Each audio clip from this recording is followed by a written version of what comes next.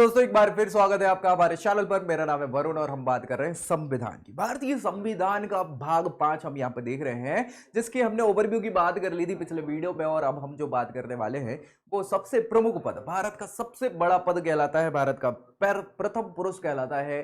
कौन है भाई? भारत का राष्ट्रपति। और भारत के राष्ट्रपति के बारे में तमाम जानकारी जो आपके क्वेश्चंस पेपर में पूछी जा सकती है, क्यूरियोसिटी बस आपके दिमाग में आ सकती है, उन सब का समाधान इसी वीडियो में होने वाला है। तो वीडियो आखिर तक जरूर देखना है, दोस्तों को शेयर करना बिल्कुल मत भूलिएगा और चैनल सब्सक्राइब कर लेना है ताकि सारी की सारी तैयारी आपकी यही इसी चैनल पर हो जाए। बात कर रहे हैं हम भारत के राष्ट्रपति की। ये राष्ट्रपति भवन है भाई, कितना भव्य दिखता है यार, क्या मजा आ जाता है। ये हमारी अभी वर्तमान में राष्ट्रपति महोदया है भारत की द्रौपदी मुर्मू जी।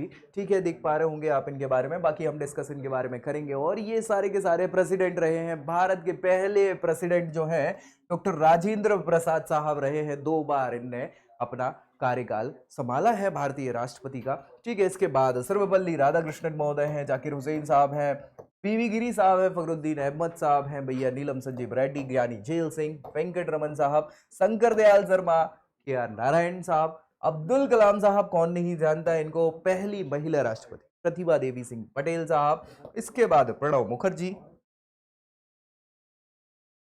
हमारे लास्ट रामनाथ कोविंद साहब, और इसके बाद प्रेजेंट में हमने देख ही लिया है कौन, हमारी द्रौपदी मुर्मू जी अभी वर्तमान में क्या है, भारत की राष्ट्रपति महोदया है। तो भैया ये राष्ट्रपति का पद सबसे प्रमुख पद है, याद रखिएगा। संघ की कार्यपालिका को हमको देखना था और संघ की कार्यपालिका में हमने एक छोटा सा डिस्कशन किया था कि भाई भारत में पहले तो लोकतंत्र से पहले राजतंत्र हुआ करता था भैया, है कि नहीं? राजा ही हेड हुआ करता था। फिर भैया अंग्रेज आए और स्वतंत्रता मिली, तब हमने संविधान बनाया और एक लोकतंत्र की क्या करी, रचना करी कि भैया लोगों के द्वारा ही शासन चलाया जाएगा। इस लोकतंत्र की प्रणाली की बात करें तो प्रमुखतया 2 प्रकार की व्यवस्थाएं यहां पर चलती है, जिन पे हम डिस्कस करेंगे। संसदीय प्रणाली और अध्यक्षीय प्रणाली हमने बात करी थी। सो इनकी क्या क्या व्यवस्थाएं हैं, क्या होता है इसका मतलब, उसको समझेंगे, विशेषताओं को समझेंगे। इसके बाद हमने क्यों ये लिया जो हमारे यहाँ चल रहा है, ऑप्शंस की बात है, सारी चीजें। तो 3 प्रमुख कार्य होते हैं किसी भी सरकार के, किसी भी देश की सरकार हो उसके 3 काम ही होते हैं। एक तो उनको कानून बनाना होता है लोगों के हित में, कानून बना दिए तो उन कानूनों को लागू कराने का काम होता है। और अगर मान लीजिए कानूनों में कोई विवाद की स्थिति आ गई तो ऐसी कंडीशन में क्या होगा, कानून की व्याख्या कौन करेगा, सही क्या है क्या। तो ये सरकार के 3 काम, और इसी पर आधारित है आपका भाग 5वां संविधान का, जिसमें पूरी बात करी गई है। इसमें विधायिका का काम होता है कानून बनाने का, इसके बाद कार्यपालिका होती है जो कानून लागू कराने का कार्य करती है, और अगर कोई समस्या परेशानी आ गई तो न्यायपालिका क्या करेगी, कानूनों की व्याख्या करने का कार्य इनको सौंपा गया है। तो 3 भागों में हमने शक्ति का पृथक्करण कर दिया। संसदीय और अध्यक्षीय, ये 2 शासन प्रणालियां हैं, ये क्या करती हैं, कार्यपालिका और विधायिका।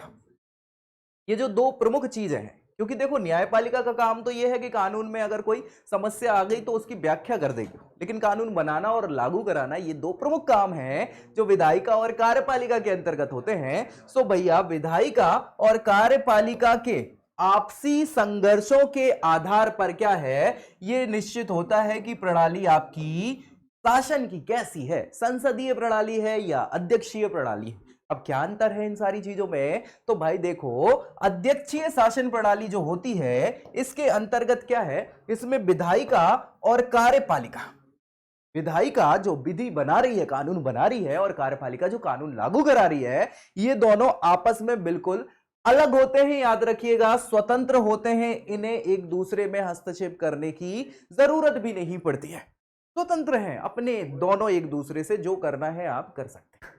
ठीक है, तो कभी लड़ाई की बात ही नहीं होती, गुंजाइश ही नहीं होती। अध्यक्षीय शासन व्यवस्था का ये काम होता, और ये अध्यक्षीय शासन प्रणाली जो है अमेरिका में चल रही है ना। अध्यक्ष होता है हेड यहां पे, यानी कि राष्ट्रपति ही उस शासन का प्रमुख होगा अमेरिका में, हमारे यहां नहीं चल। ठीक है, हालांकि हम सोच रहे थे जब संविधान हम बना रहे थे तो दोनों व्यवस्थाएं हमने ली हुई है ना।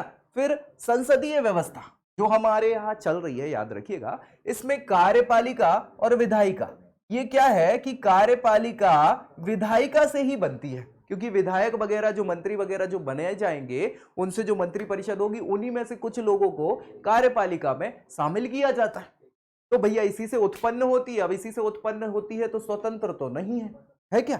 नहीं है। तो ऐसी कंडीशन में क्या है, संसदीय प्रणाली क्या है, शक्तियों का मिश्रण है, सम्मिश्रण है। ठीक है, इसमें शक्तियों को पृथक नहीं किया गया है, जबकि अध्यक्षीय प्रणाली में शक्तियों का क्या है, पृथक्करण किया गया है। इन दोनों में यही अंतर है। संसदीय प्रणाली में शासन का अध्यक्ष और राजाध्यक्ष दो पद होते हैं। किसमें? संसदीय प्रणाली में। हमारे यहां जो चल रही है भारत में संसदीय प्रणाली चलती है, इसमें शासन का अध्यक्ष अलग होगा और राज्य का अध्यक्ष अलग होगा। राज्य अध्यक्ष जिसको हम राष्ट्रपति कहते हैं, शासन का अध्यक्ष प्रधानमंत्री हो। ठीक है, तो दोनों अलग अलग हो जाते हैं। कहां पे?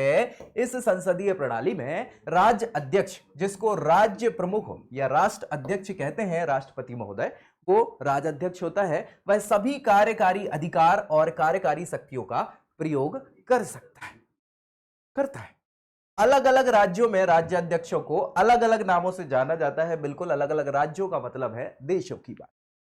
जैसे ब्रिटेन में जो राज्य अध्यक्ष है उन्हें राजा कहा जाता है। राजा ही वहां के राज्य के प्रमुख होते हैं, जो वंशानुगत आधार पर बनाए जाते हैं। अभी आपने नाम सुना होगा ना कि वो हमारी क्वीन एलिजाबेथ एक्सपायर हो गई है ना, उसके बाद चार्ल्स थर्ड जो है वो राजा बन गए हैं ब्रिटेन के, जो कि हेड हैं वहां के, और ये वंशानुगत है, उनके ही परिवार के वो व्यक्ति हैं जो आगे हेड बने।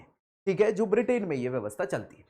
भारत और फ्रांस ये ऐसे देश हैं जहां पर जो राज्य अध्यक्ष यानी राष्ट्रपति हैं, उनको क्या किया जाता है, हेड बनाया जाता है, राज्य प्रमुख बनाया जाता है, लेकिन वो वंशानुगत नहीं होते। वो कैसे होते हैं, उनका चुनाव करा जाता है। इसीलिए भैया इसको हम गणतंत्र व्यवस्था कहा, रिपब्लिक कहा जाता है। ठीक है भैया, संसदीय प्रणाली में ब्रिटेन, भारत, ब्रिटेन और भारत, यहां हमने एक्चुअली भारत ने ब्रिटेन से ही ये संसदीय व्यवस्था ली हुई है ना। सो प्रधानमंत्री क्या होता है, शासन का अध्यक्ष होता है, शासनाध्यक्ष होता है, हेड होता है। सारी शक्तियां इसके पास ही होती हैं। किसके पास? प्रधानमंत्री के पास ही होती हैं। राष्ट्रपति तो कहने को, है ना, वो गाना है ना, कहने को अब भी मेरा है पर मेरी सुनता नहीं, कोई चीज है। कहने को हेड कौन है? राष्ट्रपति महोदय, लेकिन एक्चुअल में वो हेड नहीं है। भारत में हेड कौन है? प्रधानमंत्री ही हेड होते हैं, शासन अध्यक्ष होते हैं। संसदीय प्रणाली की विशेषताएं देख लेते हैं क्या क्या होती हैं। तो भैया सरकार का जो गठन है वो संसद के द्वारा होता है संसदीय प्रणाली में, इसीलिए उसको संसदीय प्रणाली कहते हैं। ठीक है, सरकार अपने अस्तित्व के लिए किस पर निर्भर होती है? संसद पर निर्भर होती है। अगर संसद में इनका प्रतिनिधित्व ज्यादा नहीं है, इनके पास बहुमत नहीं है, तो फिर भैया सरकार ज्यादा दिन तक नहीं टिक सकती। समझ रहे? यही है, सरकार के कामकाज में संसद की ही प्रमुख भूमिका होती है। और साथ ही साथ कार्यपालिका संसद के प्रति उत्तरदायी होती है। याद रखिएगा, जो एग्जीक्यूटिव है, एग्जीक्यूटिव्स हैं, वो संसद के प्रति उत्तरदायी होते हैं। ठीक है ना भैया? हाँ, कार्यपालिका, ये क्वेश्चन कई बार पूछा जा चुका है कि कार्यपालिका किसके प्रति उत्तरदायी होती है। सो वो संसद के प्रति उत्तरदायी होती है। कार्यपालिका सदस्य जो है कार्यपालिका के, वो संसद सदस्यों से ही चुन के बनाए जाते हैं। सामान्यतः नाम मात्र की कार्यपालिका व वास्तविक कार्यपालिका में बहुत अंतर होता है। हमारे यहाँ कार्यपालिका नाम मात्र की है, वास्तविक कार्यपालिका अध्यक्षीय शासन प्रणाली में होती है, जिस स्वतंत्र होती है अपने हिसाब से काम। वास्तविक कार्यपालिका का निर्माण प्रधानमंत्री और मंत्री परिषद के मंत्रियों से होता है। ठीक है, और नाम मात्र की कार्यपालिका का दर्जा ऊंचा और सम्मानित पद होता है, लेकिन इनकी भूमिका बहुत कम होती है, सीमित होती है। केवल विषम परिस्थितियों में ही ये विशेष भूमिका पर निर्भर करते हैं। जैसे आपातकाल लग जाए तो राष्ट्रपति का फिर शासन चलेगा, उनके पास वो शक्ति है। अभी हम बात करेंगे उनकी शक्तियों की। संसद के निचले सदन को भंग करने का और मध्यावधि चुनाव की व्यवस्था करने का अधिकार भी किसके पास होता है? कार्यपालिका के। संसद का निचला सदन जनता के द्वारा ही चुना जाता है, जिसको हम लोकसभा कह रहे हैं। इसको विधायिका वाले पोर्शन में हम पढ़ेंगे, पिछले वीडियो में हमने डिस्कस किया था इस चीज के बारे में। ठीक है। अध्यक्षीय और संसदीय शासन प्रणालियां, जो दो शासन प्रणालियां, इनमें क्या क्या अंतर है इस पे समझ लेते हैं। तो अध्यक्षीय शासन प्रणाली क्या है? शक्ति के पृथक्करण के सिद्धांत पर। इसमें शक्तियां अलग होती हैं, विधायिका शक्ति अलग है, कार्यपालिका की शक्ति अलग है और न्यायपालिका की शक्ति अलग है। इस सिद्धांत के कारण विधायिका और कार्यपालिका दोनों अंग क्या है? स्वतंत्र रूप से काम करते हैं। कहां? अध्यक्षीय शासन प्रणाली में। संसदीय व्यवस्था में क्या है? दोनों अंगों के बीच में तालमेल बनाने के लिए कोशिश की जाती है।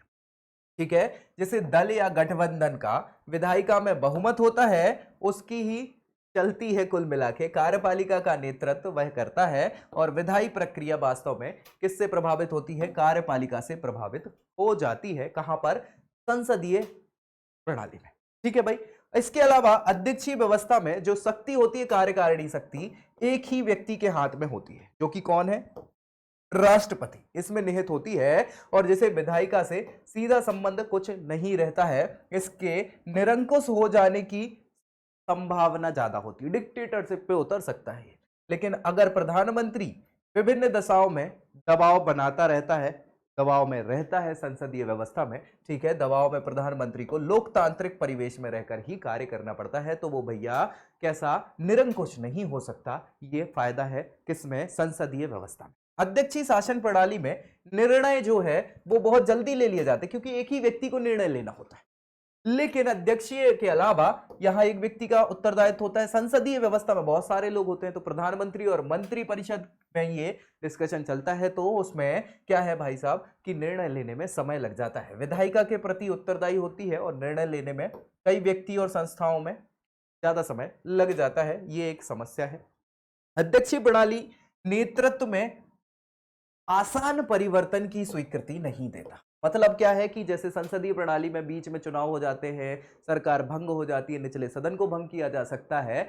अध्यक्षीय शासन प्रणाली में ऐसा नहीं हो सकता है। इसमें महाभियोग करवाना पड़ता है राष्ट्रपति को हटाने के लिए। महाभियोग की प्रक्रिया बहुत ही मुश्किल प्रक्रिया होती है, इसकी प्रक्रिया कड़ी होती है ना। सामान्य परिस्थितियों में मध्यावधि चुनाव वगैरह जो है यह संभव नहीं होता।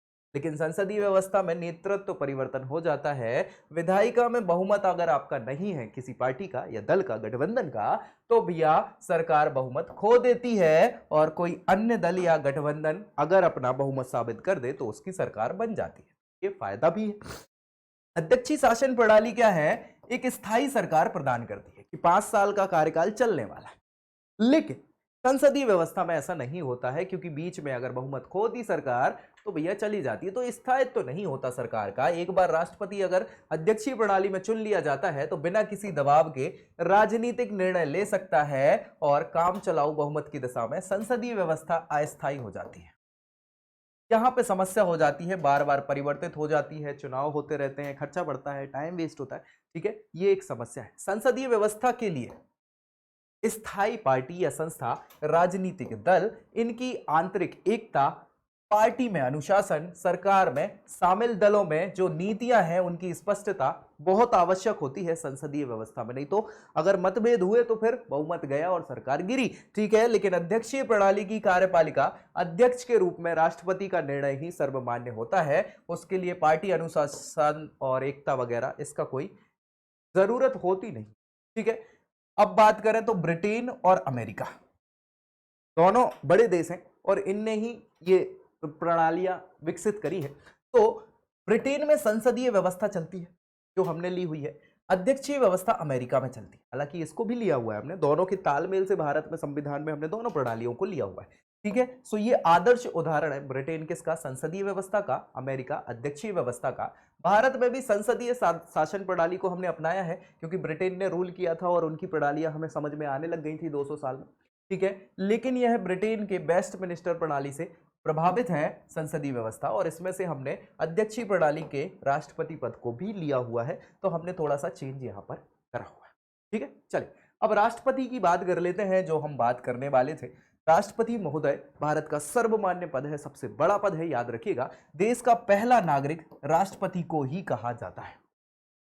ये सीधा क्वेश्चन कई बार पूछा जा चुका है। और उसकी पत्नी अगर है, मान लीजिए एज अ मेल कैंडिडेट कोई राष्ट्रपति है भारत का, तो वो पहला पुरुष है और उनकी वाइफ जो है वो पहली महिला कहलाई। ऐसा चलता है। लेकिन अगर कोई राष्ट्रपति महिला ही है तो वही प्रथम पुरुष होगी और वही पहली महिला होगी। उनके पुरुष की कोई वैल्यू नहीं, मतलब पुरुष ऐसा नहीं होगा कि वो प्रथम पुरुष कहलाए, है ना, पहला नागरिक कहलाए। ठीक है, चलिए अनुच्छेद 52 यहां से शुरुआत होती है राष्ट्रपति महोदय की। भारतीय संविधान के अनुच्छेद 52 में कहा गया है कि भारत में राष्ट्रपति होगा, कितना होगा, एक ही होगा, क्योंकि राष्ट्रपति का पद एक है और यह स्पष्ट कर दिया है कि एक राष्ट्रपति होगा। तो भैया अनुच्छेद 52 सीधा सीधा क्वेश्चन कई बार पूछा जाता है कि राष्ट्रपति कौन से अनुच्छेद में बताया गया है, वर्णन किया गया है, तो अनुच्छेद 52 में भारत में राष्ट्रपति का पद बताया गया है कि भारत में एक राष्ट्रपति होगा।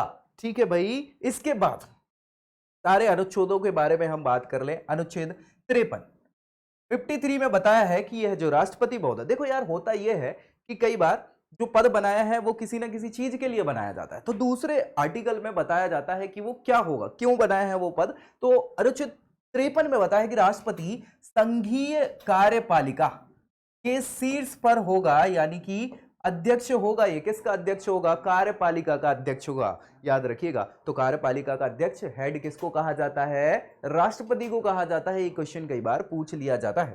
ठीक है भैया, अनुच्छेद 54 इस पे हम थोड़ी देर बाद डिस्कस करेंगे। मेरा ख्याल ऐसा है, देखो मैं थोड़ा सा अलग हिसाब से पढ़ाता हूं, है ना। यहां पे क्या है, राष्ट्रपति महोदय की हम बात कर रहे हैं, तो राष्ट्रपति तो हमने देखा, राष्ट्रपति पद में बताया गया है अनुच्छेद 52 में कि भैया भारत में क्या है, एक राष्ट्रपति होगा।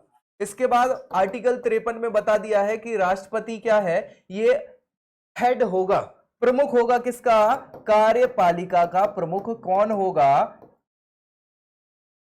राष्ट्रपति ही होगा। और ये सीधा क्वेश्चन यहां से बन जाता है। ये दो क्वेश्चन बार बार पूछे गए हैं क्वेश्चन।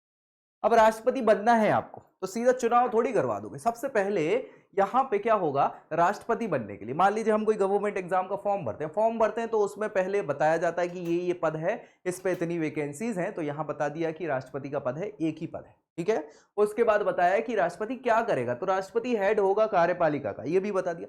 फिर बताते हैं योग्यताएं, क्वालिफिकेशन, कि आपको वो फॉर्म भरना है तो आप में क्वालिटी होनी चाहिए, क्वालिफिकेशन होनी चाहिए, योग्यताएं होनी चाहिए, जो राष्ट्रपति के लिए अनुच्छेद 58 में बताई हुई है। किसमें बताई हुई है, अनुच्छेद 58 में। तो पहले अपन 58वां आर्टिकल देखेंगे कि भैया राष्ट्रपति महोदय बनने के लिए क्या क्या आपके पास योग्यताएं होनी चाहिए। तो राष्ट्रपति की योग्यताएं जो हैं, राष्ट्रपति महोदय की योग्यताएं, ठीक है, योग्यताएं कहां बताई हैं, यहां बताई हैं आपकी अनुच्छेद 58 में।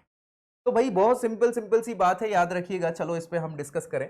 तो अनुच्छेद 58 देख लेते हैं सबसे पहले। हाँ, यहां पे आ जाए, ठीक है, 56, 57, 58, अनुच्छेद 58। फिर वापस अपन चलेंगे, डोंट वरी। सबसे पहले भाई साहब यहां पे किसी भी चीज के लिए याद रखिएगा, जैसे भारत में हमें कोई फॉर्म भरना हो किसी एग्जाम का, तो उसमें बताया जाता है कि मिनिमम आप इतने साल के होने चाहिए, मिनिमम कम से कम इतने साल के तो होना ही चाहिए, 8-10 साल में कोई नौकरी नहीं मिलेगी। लेकिन यहां ये चूंकि भारत का सबसे बड़ा पद है, अब सबसे बड़ा पद है तो व्यक्ति की कम से कम एज नहीं होनी चाहिए, ज्यादा से ज्यादा इतनी एज होनी चाहिए, यानी मैक्सिमम एज बताते हैं कि हमारे यहाँ कि इतना होना ही चाहिए। उस पद की गरिमा है ना भाई, तो यहां पे बता दिया है कि उसको मिनिमम कितना होना चाहिए, 35 वर्ष का होना चाहिए। अगर कोई व्यक्ति राष्ट्रपति बनना चाहता है तो 35 वर्ष का होना अनिवार्य है। और एक पहली प्रमुख योग्यता जो है वो ये है कि अब हम भारत में किसी भी सरकारी पद के लिए भारतीयों को ही ये पद देते हैं, किसी विदेशी को नहीं देते, क्योंकि एक बार हम देख चुके हैं कि अंग्रेज लोग आए और उन्होंने शासन करना चालू कर दिया। तो अब भारत का कोई भी पद हो सरकारी, उसमें सबसे पहली जो योग्यता होती है किसी भी पद पे, आप देख लीजिएगा किसी भी एग्जाम के क्वालिफिकेशन में देख लीजिएगा, आपको सबसे पहली वो मिल जाएगी, क्या क्वालिफिकेशन, कि भाई वो व्यक्ति क्या होना चाहिए, he should be the citizen of India, वह भारत का नागरिक होना अनिवार्य है। भारत के व्यक्ति को ही हम भारतीय पद पर रखते हैं, याद रखिएगा। सो भारत का नागरिक होना चाहिए, ये सबसे पहली योग्यता है। इसके बाद वो व्यक्ति भारत का नागरिक है तो उसकी मिनिमम एज कम से कम वो कितना होना चाहिए, 35 साल का होना चाहिए। 34 साल 364 दिन का भी होगा व्यक्ति तो वो मान्य नहीं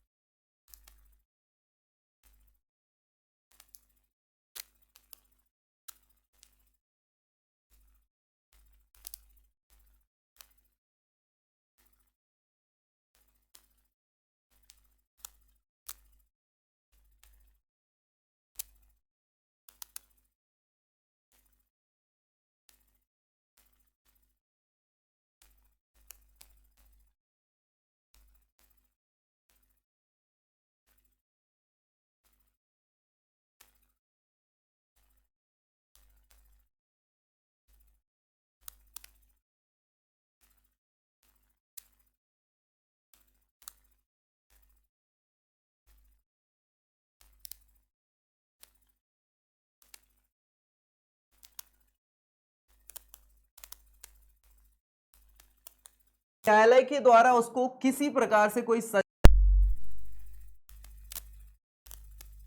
न्यायालय के द्वारा ऐसी भी योग्यता है। साथ ही साथ ये बहुत इंपॉर्टेंट है, लाभ का पद। He should not hold any office of profit. याद रखिए, ऑफिस ऑफ प्रॉफिट संविधान में बताया गया ही नहीं था, ये लिख दिया गया था कि बस वो व्यक्ति लाभ के पद पे ना हो। तो फिर लोगों ने पूछा कि लाभ का पद क्या है। अब भैया यहां पर संविधान की व्याख्या करनी पड़ जाएगी। अगर कानून में समस्या होगी तो व्याख्या करवाई जाएगी। व्याख्या कौन करेगा? न्यायपालिका। सुप्रीम कोर्ट जब ये बात पहुंची कि लाभ का पद आखिर क्या होगा, तो उन्होंने बताया कि भैया सरकारी पद को लाभ का पद कहा जाएगा। यानी कि आप किसी सरकारी पद पर नहीं होने चाहिए, ठीक है, तो भैया वो लाभ के पद पर आसीन ना हो, ये भी योग्यता है। और इस पे एक काम हुआ था, एक कांड हुआ था, हम डिस्कस करेंगे आगे चलते चलते जब यहां पर हम चुनाव प्रक्रिया की बात करेंगे।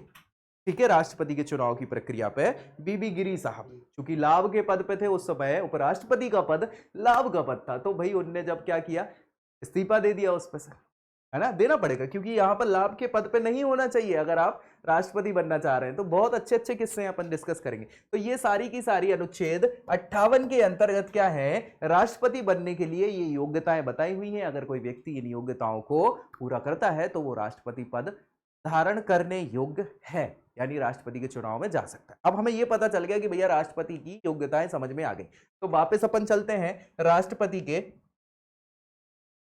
चुनाव के लिए, है ना। तो चुनाव के लिए भैया देखो यार क्या है, ये सारी चीजों को हम डिस्कस करेंगे। अभी उससे पहले अनुच्छेद 54 पे चलेंगे वापस से। अनुच्छेद 54 क्या बता रहा था भाई साहब, यहां पे अनुच्छेद 54 पे वापस आ जाते हैं। अनुच्छेद 54 कह रहा है राष्ट्रपति के चुनाव के लिए निर्वाचक मंडल, राष्ट्रपति का चुनाव होगा, ऑब्वियस सी बात है, राष्ट्रपति चुना जाता है ना। तो चुनाव होगा, तो चुनाव चूंकि ऐसा है कि ये चुनाव जो होता है वो इनडायरेक्ट होता है ना। हाँ, इनडायरेक्टली इलेक्टेड होते हैं राष्ट्रपति महोदय, इनडायरेक्टली इलेक्टेड। इनडायरेक्टली इलेक्टेड का क्या मतलब होता है कि हम राष्ट्रपति के चुनाव में पर्टिकुलर वोट नहीं करते, अप्रत्यक्ष चुनाव प्रक्रिया होती है राष्ट्रपति।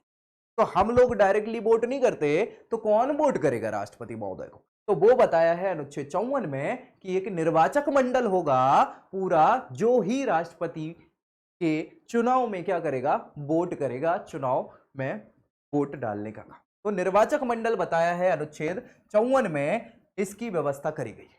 कौन कौन इस निर्वाचक मंडल के अंदर होगा? सो निर्वाचक मंडल क्या है, निर्वाचित होंगे सभी संसद के सदस्य, निर्वाचित विधानसभा सदस्य, ये इस निर्वाचक मंडल में होते हैं। क्या कहना चाह रहे हैं भाई साहब, तो हम समझाते हैं आपको। देखो यार, भारत में है ना, एक तो पूरा भारत संघ है और भारत राज्यों का संघ है। क्या है भैया? राज्यों का संघ है, जो हमने अनुच्छेद 1 में देखा था। ठीक है भैया, भारत के बारे में तो राज्य हैं 28 फिलहाल में, है ना, और केंद्र शासित प्रदेश हैं 8। ठीक है, और संघ तो इन सबको मिला के भारत का संघ है। तो संघ के बारे में पूरी देखरेख कौन करता है? संसद करती है। कौन करती है? संसद करती है। संसद में 2 सदन होते हैं, एक तो होता है राज्यसभा और दूसरा होता है लोकसभा। क्या होता है? लोकसभा। ठीक है भाई, यहां राज्यों में 2 मंडल हो सकते हैं, या तो हो सकता है विधानसभा और विधानमंडल, इनको राज्य विधायिका कहते हैं। तो राज्य विधानमंडल जो है वो हर राज्यों में नहीं है, लेकिन विधानसभा सभी 28 राज्यों में है। ठीक है, तो बस याद रखिए, राज्यसभा से राष्ट्रपति महोदय 12 सदस्यों को चुनते हैं। तो ये तो राष्ट्रपति ने ही चुने हैं, तो इन लोगों को वोट नहीं करने दिया जाएगा। ठीक है, लोकसभा में पहले 2 एंग्लो इंडियन चुने जाते थे राष्ट्रपति महोदय के द्वारा, जो बंद कर दिया है, अभी अपन डिस्कस करेंगे। ठीक है, सो अब ये दोनों के दोनों, यानी कि संसद के निर्वाचित सदस्य, ठीक है, निर्वाचित सदस्य यहां पे पार्टिसिपेट करेंगे किसके? संसद के, और विधानमंडल के नहीं, किसके? विधानसभा के निर्वाचित सदस्य। अब निर्वाचित का क्या मतलब है? तो भैया यहां पे अभी पहले विधानमंडल में एक सदस्य, राज्यपाल को क्या किया गया था, वो एंग्लो इंडियन समूह के क्या कर सकते थे, उसको डायरेक्टली चुन सकते थे। बंद कर दिया है। ठीक है, खत्म हो गया 104वें संविधान संशोधन के द्वारा। तो भैया निर्वाचित सदस्य, सदस्य जो होते हैं वो 3 प्रकार के होते हैं। सदस्य, सदस्य वैसे 2 होते हैं सब मिला के अगर बात करें तो, एक तो कुल सदस्य होते हैं सभी, है ना, ऑल मेंबर्स। एक होते हैं निर्वाचित और दूसरे होते हैं आपके जिनको राष्ट्रपति या कोई डायरेक्टली चुन लेता है। ठीक है, सो निर्वाचित और चुने हुए सदस्य। ठीक है, सो चुने हुए, तो चुने हुए सदस्यों को नहीं, केवल निर्वाचित, जिनको जनता ने चुना है ना, निर्वाचित किया है, उन सदस्यों को ही यहां पर निर्वाचक मंडल में रखा जाएगा। तो याद रखिएगा कौन कौन से सदस्य यहां पर होंगे, निर्वाचित संसद सदस्य यानी लोकसभा और राज्यसभा के निर्वाचित सदस्य, और भैया निर्वाचित विधानसभा के सदस्य। विधानमंडल नहीं लिखा है, याद रखिए विधानसभा के सदस्य कौन से, निर्वाचित। यही कौन होंगे, निर्वाचक मंडल में शामिल होंगे राष्ट्रपति के चुनाव में। जी कहां बताया है, अनुच्छेद 54 में बताया है। याद आ गया, समझ में आ गया, बहुत सिंपल चल रहे हैं अपन भैया। ठीक है, 52, 53, 54 अपन ने पढ़ लिया और 58 पढ़ लिया। अब बारी आती है 55 की। अनुच्छेद 55 में बताया है राष्ट्रपति के चुनाव की प्रक्रिया। क्या बताई है भैया, राष्ट्रपति के चुनाव की प्रक्रिया। याद रखो यहां पे क्या लिखा है, निर्वाचित सदस्यों को ही निर्वाचक मंडल में शामिल किया गया है। क्यों किया गया है, मनोनीत सदस्य, जो चुने हुए सदस्य होते हैं उनको मनोनीत सदस्य बोलते हैं, इन्हें शामिल नहीं किया जा सकता। क्यों नहीं किया जा सकता, क्योंकि इन्हें किन्हीं ने चुना है। अब चुना है तो उनके ऊपर भैया एहसान गिरा है, तो वो एहसान चुकाने की सोचेंगे और उसी व्यक्ति को चुनेंगे। तो चुनेंगे तो भैया इससे क्या है, पार्शियलिटी होगी कि नहीं होगी। तो अपन इतने बड़े पद के लिए भाई क्यों पार्शियलिटी करना। ठीक है, तो इसीलिए मनोनीत सदस्यों को चुना नहीं जाता किसमें, निर्वाचक मंडल। ठीक है, बहुत सिंपल सा आंसर है। 17वें संशोधन 17वें नंबर का संविधान संशोधन किया गया था। इसमें अभी तक हमने क्या किया, 28 राज्यों के ही विधानसभा के चुने हुए सदस्य ले रहे थे। अब जो 8 यूटी हैं यानी यूनियन टेरिटरी, केंद्र शासित प्रदेश, उनमें 2 बड़े केंद्र शासित प्रदेश हैं कि दिल्ली है, दूसरा है पुदुचेरी, पांडिचेरी जिसको बोला जाता है। तो इसमें भी सीएम होता है, दिल्ली में भी केजरीवाल साहब है, आपकी पार्टी सीएम है ना, और भैया पांडिचेरी में भी है। तो इन 2 में विधानसभाएं हैं, कहां, यूनियन टेरिटरी। तो इनको भी, दिल्ली और पांडिचेरी की विधानसभाओं के चुने हुए सदस्यों को भी निर्वाचक मंडल में शामिल किया गया है। कब किया गया, 17वें संविधान संशोधन अधिनियम के द्वारा। ठीक है भैया, ये क्वेश्चन पूछा जाता है।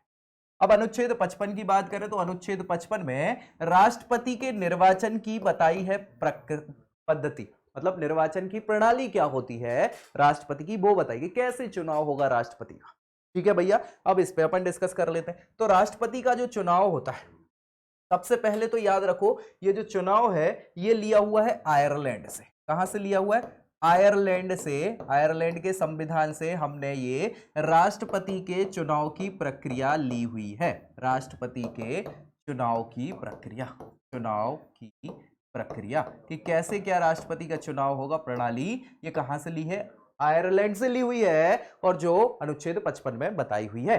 तो सबसे पहली चीज याद रखना, 3 प्रणालियां होती हैं। पहली प्रणाली क्या है, यहां पे सबसे पहले तो राष्ट्रपति का चुनाव प्रत्यक्ष नहीं होता, डायरेक्टली नहीं होता। हम लोग डायरेक्टली वोट नहीं करते उनको, कौन करते हैं, वो लोग करते हैं जो निर्वाचक मंडल है वही। तो इसको बोलते हैं अप्रत्यक्ष प्रक्रिया, अप्रत्यक्ष चुनाव प्रक्रिया। ठीक है, अप्रत्यक्ष चुनाव प्रक्रिया है ये एक। दूसरी जो 2 इंपॉर्टेंट है उस पर हमें डिस्कस करना है।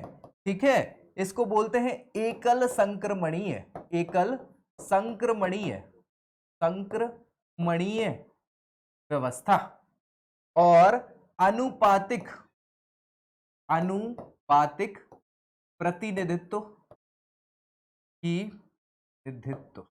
ठीक है, अनुपातिक प्रतिनिधित्व की प्रक्रिया, ये 2 बहुत समझने लायक है। यही चीज लिखा है यहाँ पे, राष्ट्रपति के चुनाव में मतों की गणना जो करी जाएगी। अब जो निर्वाचक मंडल है उसमें हमने कहां के लिए हुए, संसद के सदस्यों को लिया हुआ है और राज्य की विधानसभा के सदस्यों को लिया है। तो इनमें यार फिर चुनाव की गणना कैसे होगी, तो वो बताया है कि चुनाव की गणना के लिए जो एमएलए है, एमएलए कौन होते हैं, एमएलए कहलाते हैं, कौन कहलाते हैं, मेंबर ऑफ लेजिस्लेटिव असेंबली, यानी कि विधायक। और विधायक होते हैं विधानसभा के, राज्यों की विधानसभाओं के। ठीक है, और एमपी मेंबर ऑफ पार्लियामेंट, संसद के सदस्य जो होते हैं कहां, संसद में, ठीक है। सो इनके मत का मूल्य निर्धारण करने का भी प्रावधान है अनुच्छेद 55 के सब क्लॉज 1 में, जिसमें बताया है कि अलग अलग राज्यों के प्रतिनिधित्व में ताकि बराबरी बनी रहे, अलग अलग गणना ना हो। तो यहां पर क्या बताया है, देखो राष्ट्रपति का चुनाव के लिए क्या होना चाहिए कि कैसे क्या कोटा निश्चित किया जाएगा। तो यहां बताया है एक एमएलए का एक मत, अगर एक एमएलए ने वोट दिया तो उसके वोट की क्या वैल्यू होगी। तो वो बताया है कि राज्यों की जितनी जनसंख्या है, जिस राज्य का वो एमएलए है उस राज्य की टोटल जनसंख्या, ठीक है, उस टोटल जनसंख्या में जो उस राज्य से निर्वाचित सदस्य हैं वो बना देंगे। मान लीजिए कहने की बात है मध्य प्रदेश की बात कर लें, मध्य प्रदेश में अभी फिलहाल, हालांकि देखो ये जो जनसंख्या है ये 1971 वाली ही काउंट की जाती है अभी तक, तो 2026 तक करी जाएगी, फिर चेंज हो जाएगा, ठीक है। सो अभी मान लीजिए 7,26,00,000 के आसपास टोटल क्या है, जनसंख्या है मध्य प्रदेश की। और मध्य प्रदेश से विधानसभा में टोटल जो सीटें रखी गई हैं वो कितनी है, 230 सीटें, ठीक है। सो 230 सीटें हैं, इंटू 1000 कर देंगे तो यहां पर एक वोट की वैल्यू निकल आ जाएगी एमएलए की, ठीक है, वो वैल्यू होगी एक एमएलए की।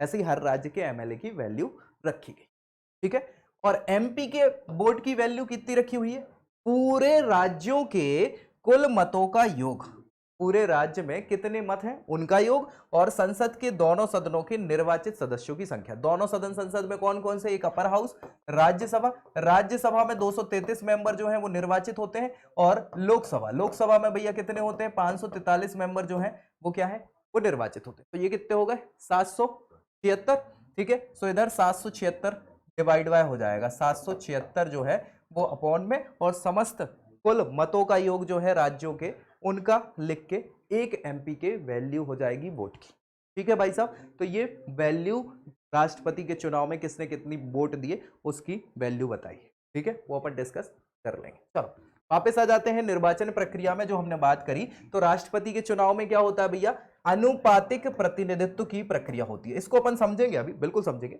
और एकल संक्रमणीय मत की प्रणाली को अपनाया, ठीक है भैया। इसमें कुल वैध मतों का एक कोटा राष्ट्रपति को क्या चाहिए होता है, तब वो राष्ट्रपति बन पाता है। कैसे बन पाता है, क्या होता है, चलिए अपन समझ लेते हैं। चलो अभी इससे संबंधित अपन डिस्कशन करेंगे, उससे पहले यहां आ जाते हैं वापस, ठीक है। अब देखो भैया हमें दो चीजें बात करनी है, एक तो बात करनी है एकल संक्रमणीय, एकल संक्रमणीय, संक्रमणीय प्रणाली। एकल संक्रमणीय प्रणाली को इंग्लिश में सिंगल ट्रांसफरेबल वोटिंग कहते हैं, single transferable voting. Single transferable voting कि क्या मतलब हुआ इसका, इसको समझना जरूरी है, ये क्वेश्चन पूछा जाता है कि भैया एकल संक्रमणीय मत प्रणाली बताइए, समझाइए जो राष्ट्रपति के चुनाव में लागू होती है। तो मान लीजिए राष्ट्रपति के चुनाव के लिए, राष्ट्रपति के चुनाव के लिए कैंडिडेट होंगे 4 लोग, ऐसा मान लेते हैं अपन। इनकी बात कर लेते हैं, ये कैंडिडेट है ए, पी, सी और डी, ये 4 कैंडिडेट हैं जो राष्ट्रपति के चुनाव के लिए खड़े हुए हैं। और इनको वोट देने वाले बहुत सारे लोग हैं, जिनमें एमपी एमएलए हो सकते हैं, एमपी और एमएलए हो सकते हैं, ठीक है। यही लोग वोट करेंगे, हम तो करते नहीं है, ठीक है। तो चलिए वोट देने वाले लोग हैं ए, बी, सी, डी, ई, एफ, जी, एच और बहुत सारे ऐसे लोग, ठीक है। अब भैया ये चारों के चारों पार्टिसिपेंट्स हैं जिनको ये वोट देने हैं, मतलब ये लोग वोट देंगे, इनको देंगे। अभी हम जो वोट देते हैं वो ऐसा होता है कि हमारे यहाँ क्या होता है, मान लीजिए कि वोटिंग हो रही है, तो एक हमारे यहाँ ये ईवीएम मशीन है, इस ईवीएम मशीन में बहुत सारे कैंडिडेट बने होते हैं, याद रखिए यहाँ पर लिखा होता है उनका नाम, फोटो बनी होती है या चुनाव चिन्ह होता है और फिर एक बटन होता है, ठीक है। ऐसे ही सारे में होता है, ठीक है। हम लोग क्या करते हैं, इन सबको छोड़ के जिस एक व्यक्ति को हमें वोट देना है उसको दबा दिया, यहाँ पे बटन दबा दिया कि भैया यही वो व्यक्ति है, बाकी से हमें कोई मतलब नहीं, उनकी जमानत जब्त हो जाए, कुछ हो जाए, हमें नहीं मतलब, है ना। हाँ, लेकिन यहां राष्ट्रपति चूंकि बहुत बड़ा पद है, इसके लिए हम ऐसा नहीं कर सकते कि हमें भैया ए व्यक्ति से मतलब है, बी सी डी से हमें क्या ही मतलब है, ऐसा नहीं होता। यहां पर क्या होता है, बैलेट पेपर होता है और एक एक व्यक्ति को सिंगल सिंगल ट्रांसफर किया जाता है। सिंगल सिंगल ट्रांसफर का मतलब यहां पर हम उनको प्राथमिकता देते हैं, हम प्राथमिकता देते हैं। जैसे ए व्यक्ति हैं जिनको वोट करना है, वो क्या करेंगे, वो कहेंगे कि यार ये बड़े जो ए बड़े महोदय हैं इनको हम पहली प्राथमिकता पर रखते हैं। अगर हमारी सुनी जाए तो हम चाहते हैं कि ये बने पहले नंबर पे, अगर इनको मौका मिले तो सबसे पहले यही प्रधानमंत्री बने, राष्ट्रपति बने। अगर मान लो ये नहीं बनते हैं तो हमारी दूसरी प्राथमिकता है बी महोदय के लिए दूसरे नंबर पर कि वो बन जाए राष्ट्रपति। अच्छा, वो नहीं बनते तो तीसरी प्राथमिकता हमारी सी के लिए है, चौथी प्राथमिकता डी के लिए। ऐसी प्राथमिकताएं दी जाती है। फिर भैया बी महोदय है, सबके लिए एक सी तो प्राथमिकता रहती नहीं है। इनका कहना है कि भैया बी महोदय जो हैं वो पहली प्राथमिकता पर है, दूसरी प्राथमिकता पर क्या है, ए महोदय है, और ये तीसरी चौथी जो है वो सेम है, इनकी भी प्राथमिकता सी और डी की। ऐसे ही सब लोगों के लिए सब अलग अलग प्राथमिकताएं अपनी देंगे। ठीक है, समझ गए? तो ये एकल ट्रांसफरेबल वोटिंग है। अभी कैसे होगा, क्या होगा उसको समझते हैं। उससे पहले हमने देखा है कि अनुपातिक प्रतिनिधित्व भी होता है। अनुपातिक प्रतिनिधित्व, अनुपातिक प्रतिनिधित्व का मतलब हमने ये देख लिया था कि एक वोट की वैल्यू बराबर होती है, एमपी और एमएलए की वोट की वैल्यू हमने देखी थी। उसमें क्या करेंगे कि जब राष्ट्रपति किसी को बनना है तो राष्ट्रपति बना जाएगा जब उसको 50% से एक वोट ज्यादा मिले। ठीक है, जैसे कोई 100 लोग वोट कर रहे हैं तो 50% किसी एक व्यक्ति को मिले, उससे एक वोट ज्यादा, 51%। ठीक है, अब मान लीजिए 100 वोट थे। ठीक है, 100 वोट थे तो 100 वोट में से इनको महोदय को 40 वोट मिले, इसको ए महोदय को, बी महोदय को 30 वोट मिले, 30%, 20% बी महोदय को, 10% डी महोदय को, हो गए 100% वोटिंग। लेकिन क्या इसमें सबसे ज्यादा हमारे यहां जो प्रणाली चलती है फर्स्ट पास द पोल, इसके अंतर्गत क्या होता है कि जिस व्यक्ति को सबसे ज्यादा वोट मिले वो बन जाता है, जीत जाता है। लेकिन राष्ट्रपति में ऐसा नहीं होता। मतलब अगर 40% वोट सबसे ज्यादा ए महोदय को मिले हैं तो उनको राष्ट्रपति नहीं बनाया जाएगा। अभी कब बनाया जाएगा राष्ट्रपति, किसको बनाया जाएगा, इसके अनुसार तो किसी को नहीं बनाया जाएगा। क्यों? क्योंकि राष्ट्रपति तभी बना जाएगा जब किसी एक व्यक्ति को 50% से एक वोट ज्यादा मिले, तभी बनेगा राष्ट्रपति। ठीक है, तो अब क्या होगा भाई, इतनी बड़ी प्रणाली करी, इतना खर्चा करा, सब करा, अब कोई राष्ट्रपति नहीं बना, क्या किया जाए? फिर से चुनाव करवाएंगे। हो सकता है फिर से न मिले चुनाव में वोट सबको बराबर, फिर क्या करेंगे, चुनाव ही करवाते रहेंगे। क्या करेंगे?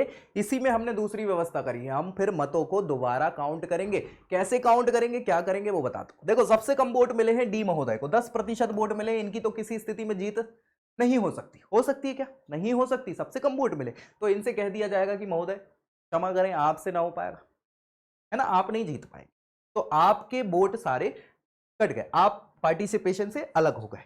डी महोदय के सारे वोट कट कर दिए गए, यानी 10% लोगों ने पहले नंबर पर चुना था। तो जिन पहले नंबर पर जिन लोगों ने चुना था उनने दूसरे, तीसरे, चौथे नंबर पर भी तो इन लोगों को चुना होगा।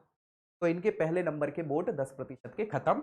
अब इनने 10% लोगों ने दूसरे नंबर पर जिनको रखा वो पहले नंबर पर माने जाएंगे, तीसरे नंबर वाले दूसरे, और चौथे नंबर वाले तीसरे नंबर। तो इनके 10% वोट ट्रांसफर हो जाएंगे बाकी 3 लोगों को।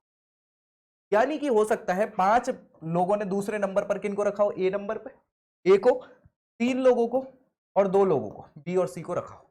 तो अब भैया ए महोदय के पास हो गए 45% वोट, 33% वोट हो गए बी महोदय के पास, और 22% वोट सी महोदय के पास। अब कौन जीत जाएगा? क्यों नहीं जीतेगा? क्योंकि अभी भी भैया वो कोटा नहीं हुआ है, 50% से एक ज्यादा वोट चाहिए, तब तक नहीं बन सकते राष्ट्रपति, तो नहीं बन सकते। अब क्या करेंगे, फिर से तृतीय चरण की मतगणना होगी। अब देखेंगे सबसे कम वोट सी महोदय को मिले, इनसे कहेंगे कि भैया आपसे ना हो पाएगा, इनके वोट ट्रांसफर कर दिए जाएंगे। तो किसी को भी मिल जाएंगे वोट, हो सकता है बी महोदय जीत जाए, हो सकता है सी महोदय। जिनको भी सबसे पहले 50% से एक वोट ज्यादा मिलेगा वो महोदय राष्ट्रपति बन जाएंगे। बधाई हो, समझ पा रहे हो ना? हाँ। अच्छा, राष्ट्रपति बनने के लिए एक और चीज है जो बहुत जरूरी है। राष्ट्रपति की योग्यताओं में क्या होता है, योग्य तो आप हो गए, अब राष्ट्रपति का नामांकन किया जाएगा। तो राष्ट्रपति के नामांकन में, जैसे कई बार आपने नामांकन सुना होगा कि बहुत सारे लोग नामांकन भरने जाते हैं तो बड़े ढोल मजीरे बजते हुए जाते हैं। ऐसे ही होता है राष्ट्रपति के महोदय के में भी। उन्हें जब नामांकन करते हैं तो 50 प्रस्तावक, समर्थक और 50 प्रस्तावक, ठीक है, ये समर्थक को अनुमोदक भी कहा जाता है। ठीक है, अनुमोदक। तो 50 प्रस्तावक और 50 अनुमोदक चाहिए होते हैं। ये 50 प्रस्तावक अनुमोदक लोग नहीं होते, ये कौन होते हैं? एमपी या एमएलए होते हैं 50 लोग ऐसे जो इनका सपोर्ट करें। सबसे पहले तो इन्हें प्रस्ताव करें कि भैया हम इन महोदय को राष्ट्रपति चाहते हैं, और उन 50 लोगों का सपोर्ट करने वाले सपोर्टर और हों 50 ऐसे जो कहें हाँ सही बोल रहे हैं, हम भी सपोर्ट करेंगे। तो ऐसे 100 लोग चाहिए होते हैं, तब जाके क्या होता है, राष्ट्रपति महोदय के चुनाव में आप पार्टिसिपेट कर सकते हैं। नहीं तो हर कोई करना लग जाएगा, है ना। सो ये इसीलिए कि ताकि ये प्रक्रिया थोड़ी सी कठिन इसीलिए कर दी, नहीं तो हर एक व्यक्ति पहुंच जाएगा वहां पर कि मेरे को भी, मैं 35 साल का हो गया, मैं भी राष्ट्रपति, है ना। तो ये यहाँ थोड़ी सी टफ प्रोसीजर है, याद रखिएगा। 15,000 रुपए का इनको चेक जो है वो आरबीआई को जमा करना होता है, और आपने सुना होगा ना जमानत जब्त हो गई, तो वो जमानत राशि ये है, क्या है भैया? जमानत राशि। तो अगर मान लीजिए आपको टोटल वोट के 1/6 वोट नहीं मिले, टोटल वोट के 1/6 वोट अगर नहीं मिलते हैं, तो ये जमानत राशि आपकी जब्त हो जाती। आप जब्त नहीं होते, राशि जब्त होती, ठीक है। ये आरबीआई को जमा करी जाती है, याद रखिएगा, चेक के माध्यम से, ठीक है। 15,000 रुपए की राशि आपको 1/6 वोट मिलने चाहिए टोटल वोटिंग के, अगर नहीं मिलते तो ये पैसे जब्त कर लिए जाए, ठीक है। कोई दिक्कत? ये बेसिक सी चीज थी किसकी? ये था आपका अनुपातिक प्रतिनिधित्व और एकल संक्रमणीय व्यवस्था। अब हुआ क्या था, आपको मैं एक कहानी बता देता हूं। ये कहानी जो है वो यही कहानी है। आप देखेंगे निर्वाचन प्रक्रिया में भारत के पहले राष्ट्रपति जो है इनका निर्वाचन हुआ था सबसे पहले हमारे यहाँ। निर्वाचन प्रक्रिया 1951 से स्टार्ट हुई, 51-52 में, है ना। पहले राष्ट्रपति महोदय राजेंद्र प्रसाद साहब। सो 24 जनवरी 1950 डॉक्टर राजेंद्र प्रसाद साहब को निर्विरोध चुन लिया गया था, है ना। ये चुनाव हुए थे 50-51 तभी। तो 24 जनवरी 1950 को निर्विरोध डॉक्टर राजेंद्र प्रसाद साहब पहले राष्ट्रपति बन गए थे भारत के। इसके बाद 26 जनवरी 1950 को भारतीय गणतंत्र के प्रथम राष्ट्रपति के रूप में इन्हें पदभार संभाल लिया था। राष्ट्रपति के लिए विधिवत चुनाव जो है वो भैया मई 1952 में हुआ, विधिवत चुनाव, जिसमें फिर से डॉक्टर राजेंद्र प्रसाद साहब जो है वो चुन लिए गए थे। डॉक्टर राजेंद्र प्रसाद ने राष्ट्रपति के लिए फिर दोबारा मई 1957 में, 5 साल हो गए राष्ट्रपति का कार्यकाल 5 साल का, तो अभी अपन देखेंगे। तो 5 साल बाद द्वितीय चुनाव हुआ, उसको भी जीता, तो कंटिन्यू 2 बार राष्ट्रपति पद चुनाव जीता था। इस समय 1952 में जब पहला चुनाव हुआ था मई 1952 में, तो केटी शाह साहब जो है एक और अपोनेंट थे इनके, किसके? राष्ट्रपति महोदय के। और दूसरे वाले चुनाव में एन दास साहब इनके अपोनेंट थे राजेंद्र प्रसाद साहब के, जो दोनों हार गए थे, याद रखिएगा, प्रतिद्वंदी रहे थे। अब भैया क्या हुआ था, यहां हमने बात करी हुई है चुनाव से संबंधित महत्वपूर्ण तथ्यों में 50 प्रस्तावक और 50 समर्थकों का यहां पर जरूरी है हस्ताक्षर, सपोर्ट, ठीक है। और जमानत राशि 15,000 रुपए निर्धारित करी गई है, जो हमने बात कर ली थी, ठीक है। अनुच्छेद 55 के बाद आता है अनुच्छेद 56। राष्ट्रपति 5 वर्ष के लिए, इसमें राष्ट्रपति का कार्यकाल बताया है, कहां? अनुच्छेद 56 में राष्ट्रपति का कार्यकाल है जो कितना होता है? 5 वर्षों का होता है। ये सीधा पूछ लिया जाता है राष्ट्रपति कितने वर्षों के लिए चुना जाता है, तो अधिकतम 5 वर्षों का कार्यकाल राष्ट्रपति महोदय का होता है, याद रखिएगा। और जो कब से चुना जाएगा, गिना जाएगा जैसे ही उन्होंने शपथ ले ली। जिस दिन शपथ लेंगे राष्ट्रपति महोदय उस दिन से इनका कार्यकाल चालू हो जाएगा अगले 5 सालों तक, ठीक है भाई। अनुच्छेद 57, अनुच्छेद 57 बताता है कि कोई भी व्यक्ति जो राष्ट्रपति बन चुका है वो अधिकतम कितनी बार राष्ट्रपति बन सकता है? कितनी बार बन सकता है? तो अमेरिका में क्या प्रावधान है कि कोई भी व्यक्ति मैक्सिमम 2 बार राष्ट्रपति बन सकता है, इससे ज्यादा नहीं बन सकता, 2 बार ही वो राष्ट्रपति बन सकता है। लेकिन अच्छा, हमने ये राष्ट्रपति का पद अमेरिका से ही लिया है ना, तो हमने क्या किया, थोड़ा सा चेंज कर दिया। यहाँ पे हमने बता दिया कि 2 बार नहीं, जितनी बार चाहे उतनी बार राष्ट्रपति बन सकता, कोई दिक्कत नहीं। कि कहां बताता है? यहां पे भैया अनुच्छेद 56 बताता है कि राष्ट्रपति कितनी भी बार बना जा सकता है, ठीक है भाई। वो योग्यताएं पूरी करता रहे, राष्ट्रपति बनता रहे, कोई समस्या नहीं है। लेकिन अधिकतम 2 बार अभी तक हमारे यहाँ राष्ट्रपति महोदय कौन? वही पहले महोदय बने हैं राजेंद्र प्रसाद साहब, मैक्सिमम 2 बार वही बस बने हैं राष्ट्रपति, बाकी सभी राष्ट्रपति एक एक बार ही राष्ट्रपति रहे हैं। दोबारा ऑप्शन मिला था किसको? हमारे अब्दुल कलाम साहब को, उन्होंने मना कर दिया था कि नहीं भैया झंझट में नहीं पड़ा, एक बार बन गए बहुत है, ठीक है। सो उनको दिया गया था मौका, बोला भी गया था और वो निर्विरोध चुन लिए जाते, कोई समस्या नहीं थी, लेकिन उन्होंने मना कर दिया, ठीक है। सो अभी तक केवल राजेंद्र प्रसाद साहब ही 2 बार राष्ट्रपति बने हैं भारत में, उसके अलावा कोई 2 बार राष्ट्रपति नहीं बना है। लेकिन यहां बताया है अनुच्छेद 57 में कि कितनी भी बार आप राष्ट्रपति बन सकते हैं, ऐसी कोई बाउंडेशन नहीं है कि 2 बार ही बन सकते हैं, कितनी बार बन सकते हैं, ठीक है। 58 हमने समझ लिया था योग्यताओं के रूप में। अनुच्छेद 59 नहीं 60 पे डिस्कस करेंगे। अनुच्छेद 60 जो है ये शपथ से संबंधित है। क्वेश्चन आ जाता है राष्ट्रपति की शपथ किस अनुच्छेद में है, तो राष्ट्रपति की शपथ जो है वो भी क्या है, अनुच्छेद 60 में है। शपथ ओथ कहलाती है और राष्ट्रपति को शपथ कौन दिलाएगा, भारत के मुख्य न्यायाधीश महोदय दिलाएंगे, जो किसके मुख्य न्यायाधीश, सर्वोच्च न्यायालय के, ठीक है। सो मुख्य न्यायालय के सर्वोच्च न्यायालय के मुख्य न्यायाधीश के समक्ष ये अपने पद और गोपनीयता की शपथ लेते हैं, कौन, राष्ट्रपति महोदय। अब एक क्वेश्चन आ जाए कि मान लीजिए मुख्य न्यायाधीश अवेलेबल ना हो, फिर क्या किया जाए। जी हाँ, ऐसी कंडीशन भी आ सकती है। तो ऐसी कंडीशन में अगर मान लीजिए सीजेआई यानी चीफ जस्टिस ऑफ इंडिया या मुख्य न्यायाधीश उपलब्ध ना है, तो वो अपनी जगह किसी दूसरे व्यक्ति को, अन्य न्यायाधीश को भी पद शपथ दिलाने के लिए भेज सकते हैं, कोई समस्या नहीं है, ठीक है भैया। राष्ट्रपति के उम्मीदवारी जो है वो हमने बात कर ही ली थी योग्यता में ही कि 35 साल से कम का व्यक्ति नहीं हो सकता, ठीक है। ये सारी हमने देख ली थी, सरकारी पद ना हो, ठीक ठीक। हाँ, अब फिर यहां लाभ के पद पे एक बात और आई थी। लाभ पद जो है सरकारी पद पर नहीं होना चाहिए, लेकिन कुछ पदों के लिए छूट दे दी गई, उसको लाभ का पद नहीं बताया है, उसको सेवा का पद बताया गया है, ठीक है। तो वर्तमान राष्ट्रपति भी राष्ट्रपति के पद के लिए खड़ा हो सकता है, उपराष्ट्रपति खड़ा हो सकता है, किसी राज्य के राज्यपाल हो सकते हैं, संघ या राज्य के मंत्री जो हैं, ये सभी लोगों को यहां पे लाभ के पद से बाहर रखा गया है, लाभ के पद से बाहर हैं ये सब, है ना। यानी ये लाभ का पद नहीं माना जाएगा। कौन कौन सा, राष्ट्रपति का पद, उपराष्ट्रपति का पद, राज्यपाल का पद और मंत्रियों का पद, ये लाभ का पद नहीं माना जाएगा।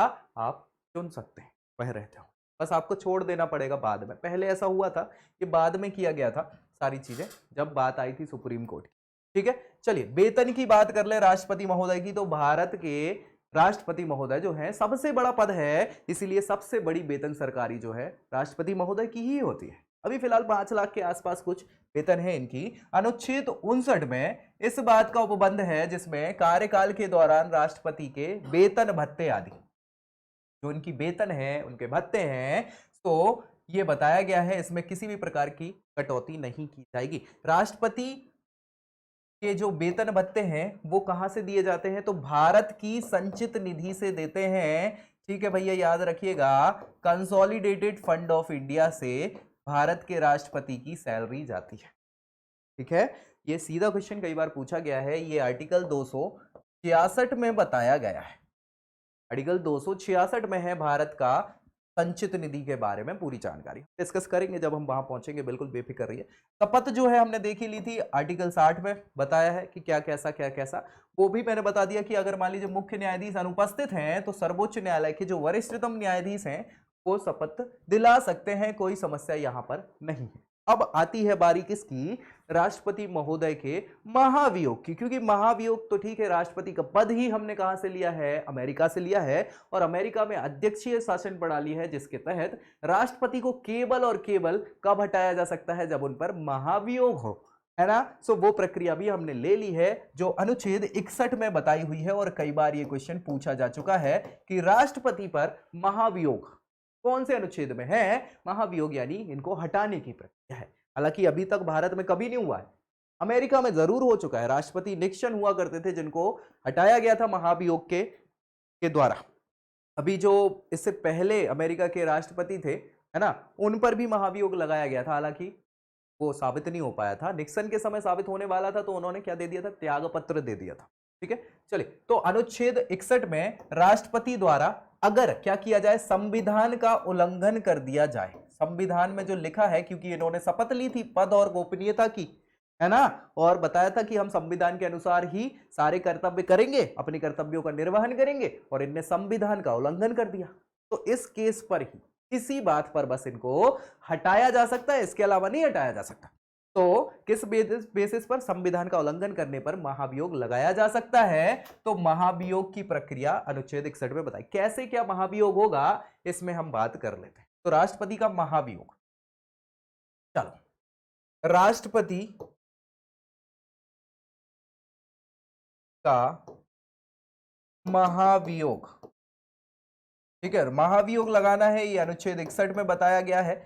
अब भैया राष्ट्रपति महोदय सबसे बड़े व्यक्ति हैं पूरे भारत के, याद रखिएगा, है ना, और संसद के प्रति उत्तरदायी हैं। सो संसद है भैया आपकी लोकसभा या राज्यसभा। इधर हम लिख देते हैं राज्यसभा और यहां लिख देते हैं लोकसभा, ठीक है।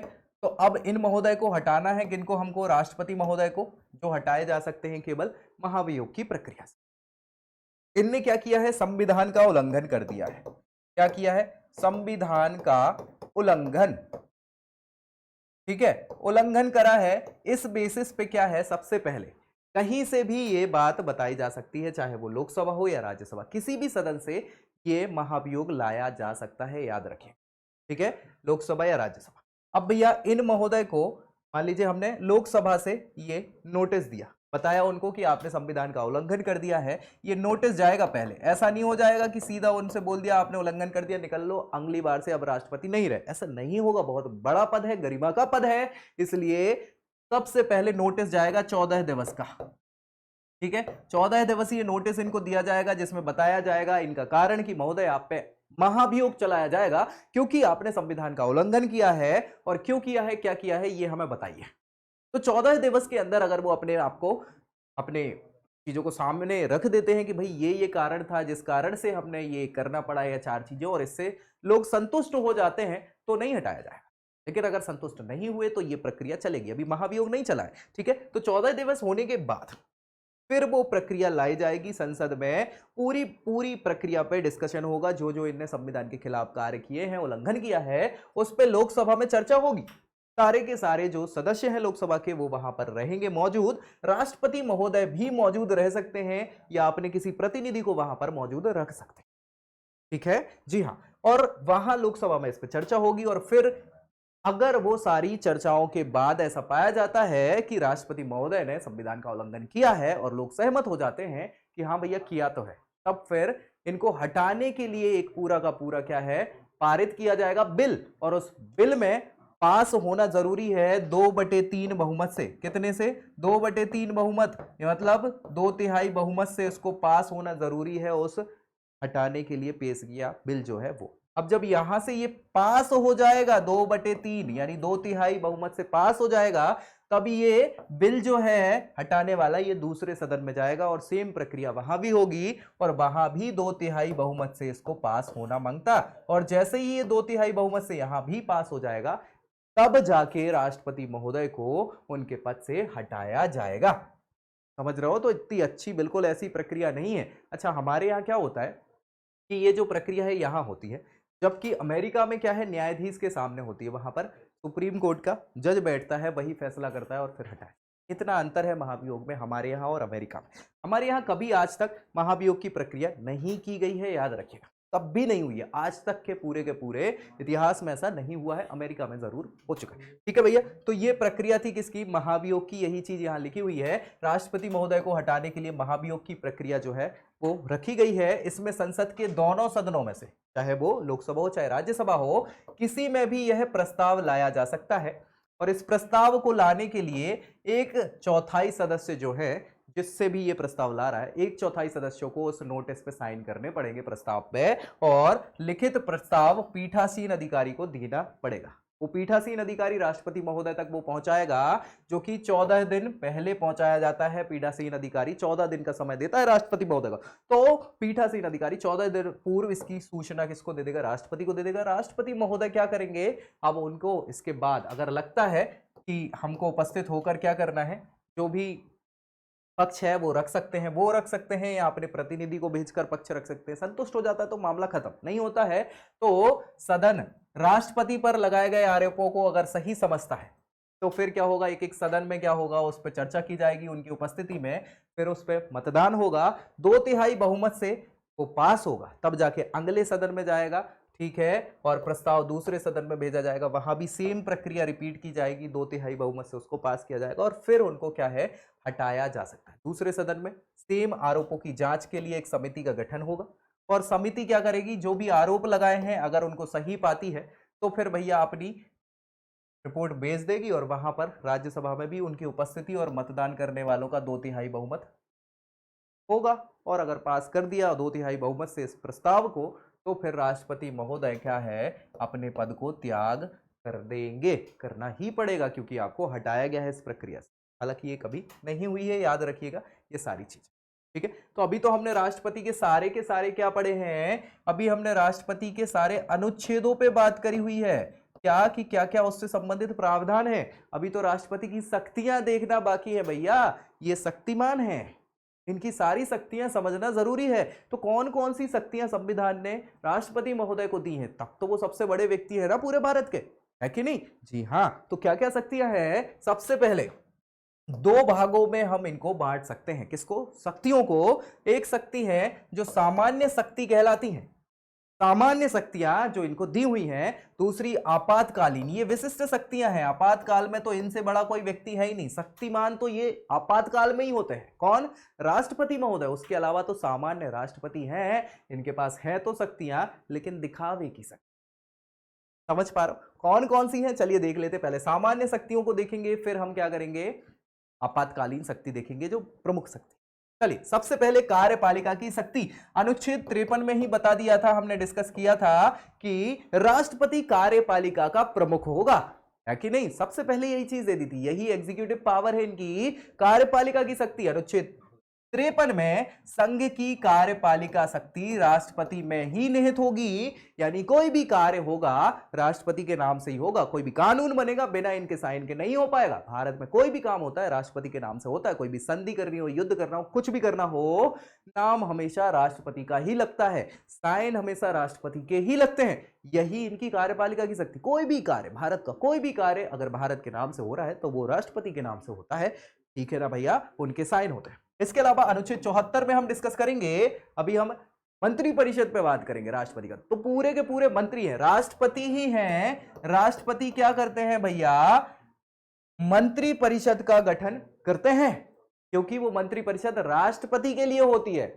ऐसा कहा जाता है। होती तो प्रधानमंत्री के लिए है, लेकिन वो एक्चुअली जो मंत्री परिषद बनाई गई है अनुच्छेद 74 के तहत, वो मंत्री परिषद क्या है, राष्ट्रपति ही चुनते हैं। ठीक है, उसमें सबसे पहले वो प्रधानमंत्री जी को चुनेंगे और प्रधानमंत्री बताएंगे कि इस व्यक्ति को मंत्री बनाओ, उसको बनाओ, उसको बनाओ, उसको बनाओ, वो पूरी रिपोर्ट दे देंगे। तो उन सारे लोगों को चयन करेंगे, उनको शपथ दिलाएंगे। कौन? राष्ट्रपति महोदय। ये भी इनकी शक्ति है कार्यपालिका शक्ति के अंतर्गत, क्योंकि सारे कार्य तो कौन कर रहा है, मंत्री परिषद करेगी, है ना? जी हाँ, प्रधानमंत्री सारे भाषण देंगे, वो सारी की सारी चीजें बताएंगे, है कि नहीं? तो वो सारी चीजें राष्ट्रपति के लिए होती है, हालांकि वो कहने की बात है। अनुच्छेद 75, इसमें 74-75 ये मंत्री परिषद से संबंधित है पूरे। तो बहुमत दल के नेता को ही प्रधानमंत्री नियुक्त करते हैं राष्ट्रपति महोदय, ठीक है, और उनकी सलाह से अन्य मंत्रियों की नियुक्ति की जाती है, जिसपे हम मंत्री परिषद में डिस्कस करेंगे। अनुच्छेद 76 जो है, इसमें जो भैया न्यायालय का न्यायाधीश है, उच्चतम न्यायालय का न्यायाधीश, उसको योग्य जो न्यायाधीश बन सकता है उसको महान्यायवादी नियुक्त करेंगे। अटॉर्नी जनरल जो है, जो कि पूरे के पूरे संघ का वकील होता है, याद रखिएगा। सबसे बड़ा वकील कहते हैं, विधि पुरुष कहते हैं। किसको कहते हैं? यही है भैया महान्यायवादी साहब। इनको भी राष्ट्रपति महोदय ही चुनते हैं। इसके अलावा अनुच्छेद 77 में जो भी समस्त कार्यवाही है राष्ट्रपति के नाम पर ही की जाएगी, हमने बात करी है इसके बारे में। अनुच्छेद 78 के खास सब क्लॉज में, सेकंड वाले में बताया है कि राष्ट्रपति प्रधानमंत्री से संघ से संबंधित किसी भी सूचना को प्राप्त कर सकते हैं। कौन? राष्ट्रपति महोदय को बताना पड़ेगा, प्रधानमंत्री क्या कर रहा हूं महोदय, आप सारी की सारी जानकारी दो हमें, ऐसा बोल सकते हैं लेकिन बोलते नहीं है।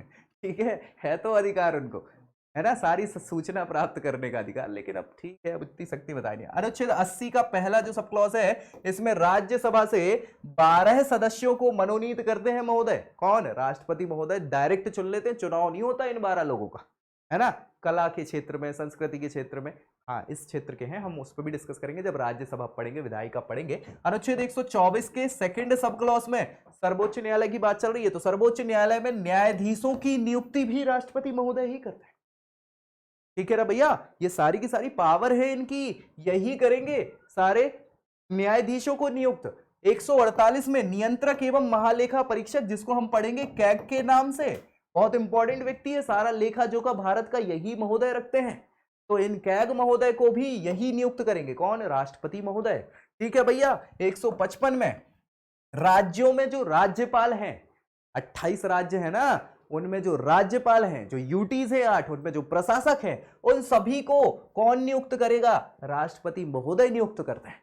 इसके अलावा अनुच्छेद 217 में बताया है कि उच्च न्यायालय 214 से लेके है 237 तक, ठीक है। सो उच्च न्यायालय में जितने न्यायाधीश हैं उनकी नियुक्ति कौन करेगा? राष्ट्रपति महोदय करेंगे। 239 में संघ और राज्य क्षेत्र मतलब यूनियन टेरिटरी की बात करी है, इनके प्रशासकों की नियुक्ति कौन करेगा? राष्ट्रपति महोदय करेंगे। और भाई साहब रुक जाओ अभी, 263 केंद्र और राज्यों में जो अलग अलग राज्यों के संबंध के लिए सुदृढ़ बनाने के लिए अंतरराज्यीय परिषद बनाई गई है, इंटर स्टेट काउंसिल्स जो हैं, उनके परिषदों का गठन राष्ट्रपति महोदय करेंगे। और रुको भैया, 280 हर 5 साल में क्या होगा? वित्त आयोग का गठन किया जाएगा। वित्त आयोग 5 साल के लिए होता, उसका गठन भी यही करते हैं। उनके सदस्यों को भी क्या करेंगे? राष्ट्रपति महोदय ही चुनेंगे। 316 यहां पे संघ लोक सेवा आयोग की बात करी हुई है 315 में, तो 16 में उनके 2 से अधिक राज्यों के लिए गठित जो संयुक्त लोक सेवा होगा, उन सारे सदस्यों की नियुक्ति भी राष्ट्रपति महोदय करेंगे। 338 बताता है राष्ट्रीय अनुसूचित जाति आयोग, तो इस आयोग का गठन राष्ट्रपति महोदय करेंगे, उनके सदस्यों का चुनाव राष्ट्रपति महोदय करेंगे, मतलब चुनेंगे। 338 ए में अनुसूचित जनजाति आयोग बनाया गया है, इसके गठन भी राष्ट्रपति महोदय करेंगे और इनके सदस्यों का चुनेंगे भी, ठीक है। 89वें संविधान संशोधन अधिनियम 2003 के तहत क्या किया गया है? अनुसूचित जाति जनजाति आयोग, अनुसूचित जाति आयोग, इनको अलग कर दिया गया था। पहले 338 में ही जाति जनजाति आयोग हुआ करता था, इसको अलग कर दिया, ठीक है। अभी 338 बी भी बनाया है, 338 बी, इस बी में ओबीसी आयोग भी बन गया है, बैकवर्ड क्लास आयोग, ठीक है भैया। तो इसके भी पूरे आयोग का गठन करेंगे, उनके लोगों का चुनाव राष्ट्रपति महोदय करेंगे। 340 पिछड़ा वर्ग आयोग का गठन, ये 338 बी में आ गया है, ठीक है। राष्ट्रपति क्या करेंगे? संविनेतर निकाय जितने हैं, संविधान के अंदर हैं ये निकाय, तो संविधान के अलावा जितने निकाय बनाए जाते हैं उनका गठन भी राष्ट्रपति महोदय करेंगे। जैसे राष्ट्रीय मानवाधिकार आयोग का गठन, राष्ट्रीय महिला आयोग, सूचना आयोग, नीति आयोग, इन सब का गठन कौन है? राष्ट्रपति महोदय ही करेंगे। तो इतनी पावर है राष्ट्रपति महोदय के पास, और क्या ही चाहिए भाई साहब। जो राजनयिक नियुक्त किए जाते हैं विदेशों में, वो भी यही महोदय नियुक्त करते हैं। तो इतने सारे लोगों को नियुक्त करते हैं भैया, ये सब कार्यकारी शक्ति के अंतर्गत आता है राष्ट्रपति महोदय के, ठीक है। दूसरी शक्ति विधायी शक्ति, विधि विधान बनाने के काम भी राष्ट्रपति महोदय के अंदर आते हैं। अनुच्छेद 85 बहुत इंपॉर्टेंट है, याद रखिएगा, कई बार पूछा गया क्वेश्चन है ये। संसद का जो ब्याह सत्र है, बुलाने का काम, आहूत करने का काम भी राष्ट्रपति महोदय करते हैं, और सत्र अवसान यानी खत्म करने का काम भी राष्ट्रपति महोदय करते हैं। साथ ही साथ लोकसभा को भंग करने का काम, ये अनुच्छेद 85 में बताया है, कई बार पूछ लिया जाता है। लोकसभा निचला सदन होता है, उसी का जो नेता होता है वही प्रधानमंत्री होता है। तो पूरे लोकसभा खत्म करने का काम, भंग करने का काम अनुच्छेद 85 में बताया है, जो कौन करेगा? राष्ट्रपति महोदय ही कर सकते हैं, ठीक है भैया। ये क्वेश्चन कई बार पूछा गया। संसद के किसी सदन के सत्र को स्थगित करने का कार्य कौन करेगा? उस संसद से संबंधित, उस सदन से संबंधित अध्यक्ष करते हैं। किसका? स्थगित कर सकते हैं, भंग नहीं कर सकते। वो भंग कौन करेगा? राष्ट्रपति, ठीक है भैया। अनुच्छेद 86 में बताया है कि राष्ट्रपति संसद के किसी एक या एक साथ सम्मिलित दोनों सदनों में क्या कर सकते हैं? अभिभाषण करेंगे। अभिभाषित करना, समझाना, संसद में संदेश भेज सकते हैं, राष्ट्रपति का ये अधिकार है। यहाँ पर एक नोट है कि ये जो राष्ट्रपति का अभिभाषण है वो मंत्री परिषद के द्वारा ही तैयार किया जाता है, राष्ट्रपति नहीं करेंगे, ठीक है। मंत्री परिषद ही इस भाषण को तैयार करता है। अनुच्छेद 87 बताता है कि राष्ट्रपति आम चुनाव के बाद क्या करेगा? संसद के सत्र को हर आम चुनाव के बाद संबोधित करते हैं, वो बताते हैं। तो ये अनुच्छेद 87 में बताया है। अनुच्छेद 108 बहुत इंपॉर्टेंट है, जब कभी भी तालमेल बैठ नहीं पाता दोनों सदनों के बीच, तो भैया संसद का संयुक्त अधिवेशन भी राष्ट्रपति महोदय ही बुलाते हैं। संसद का संयुक्त अधिवेशन राष्ट्रपति महोदय बुलाते हैं। अनुच्छेद 108 के तहत तो ये क्वेश्चन कई बार पूछा गया है। अनुच्छेद 111, जो भी विधायक हैं, विधायक मतलब विधेयक हैं, जो भी बिल वगैरह पास किए जाते हैं, ये राष्ट्रपति महोदय इस पे अपनी अनुमति प्रदान करेगा। अनुच्छेद 110 है जिसमें धन विधेयक के बारे में बताया, तो उसमें भी अनुमति प्रदान करता है, पहली प्रायर नोटिस जारी कर देते हैं। अनुच्छेद 123 इस पे हम डिस्कस करेंगे अभी। एक पावर में अध्यादेश जारी करने की शक्ति, सत्रावसान काल में राष्ट्रपति अध्यादेश जारी कर सकेगा। अध्यादेश ही ऑर्डिनेंस पास कर सकते हैं। ये बहुत इंपॉर्टेंट पावर है राष्ट्रपति महोदय की, ठीक है। इस पे हम डिस्कस अलग से करेंगे, बिल्कुल बेफिक्र रहिए। 103 में किसी सदस्य की अयोग्यता, इससे संबंधित अगर कोई विवाद चल रहा है तो राष्ट्रपति क्या करेंगे, निर्वाचन आयोग से राय लेंगे और उसका अंतिम निर्णय करेंगे कि भैया इस व्यक्ति को हटाया जाए कि नहीं हटाया जाए। ये भी राष्ट्रपति महोदय के पास है। अनुच्छेद 3, किसी राज्य का निर्माण करना है, नाम परिवर्तन करना है, सीमा में परिवर्तन करना है, कोई भी विधेयक अगर आता है तो वह राष्ट्रपति की पूर्व अनुमति से ही संसद में प्रस्तुत किया जा सकेगा। अगर उनने मना कर दिया तो फिर कोई नाम नहीं बदल सकते, राज्य नहीं बना सकते, कुछ नहीं कर सकते। ये बहुत बड़ी पावर है राज्यों के बनाने की। अलग अलग आयोगों के प्रतिवेदन सदन में रखने का काम किसके पास है, राष्ट्रपति महोदय के पास है। अनुच्छेद 151, नियंत्रक और महालेखा परीक्षक, जो पूरा का पूरा अकाउंट मेंटेन करता है भारत सरकार का, वो अपना प्रतिवेदन राष्ट्रपति को प्रस्तुत करेंगे और राष्ट्रपति महोदय उसको सदन में प्रस्तुत करेंगे कि भैया ये तुम लोगों ने ऐसा ऐसा किया है, साल भर में खर्चा पानी ये चल रहा है। 281, इसमें राष्ट्रीय वित्त आयोग जो है वो अपना प्रतिवेदन राष्ट्रपति महोदय को देगा और राष्ट्रपति महोदय इसको सदन के समक्ष प्रस्तुत करेंगे। ये सारे के सारे विधायी कार्य हैं इनके, ठीक है। वो कार्यपालिका की शक्ति थी, क्या क्या काम इनके नाम से होते हैं, विधि विधान के काम भी ये हैं इनके। अनुच्छेद 323, संयुक्त लोक सेवा आयोग जो 2 या 2 से अधिक राज्यों का बनता है, उसके सारे प्रतिवेदन क्या करेंगे, राष्ट्रपति महोदय सदन में प्रस्तुत करेंगे। 338, अनुसूचित जाति आयोग के जो प्रतिवेदन है वो संसद में प्रस्तुत करेंगे, संसद सदन में।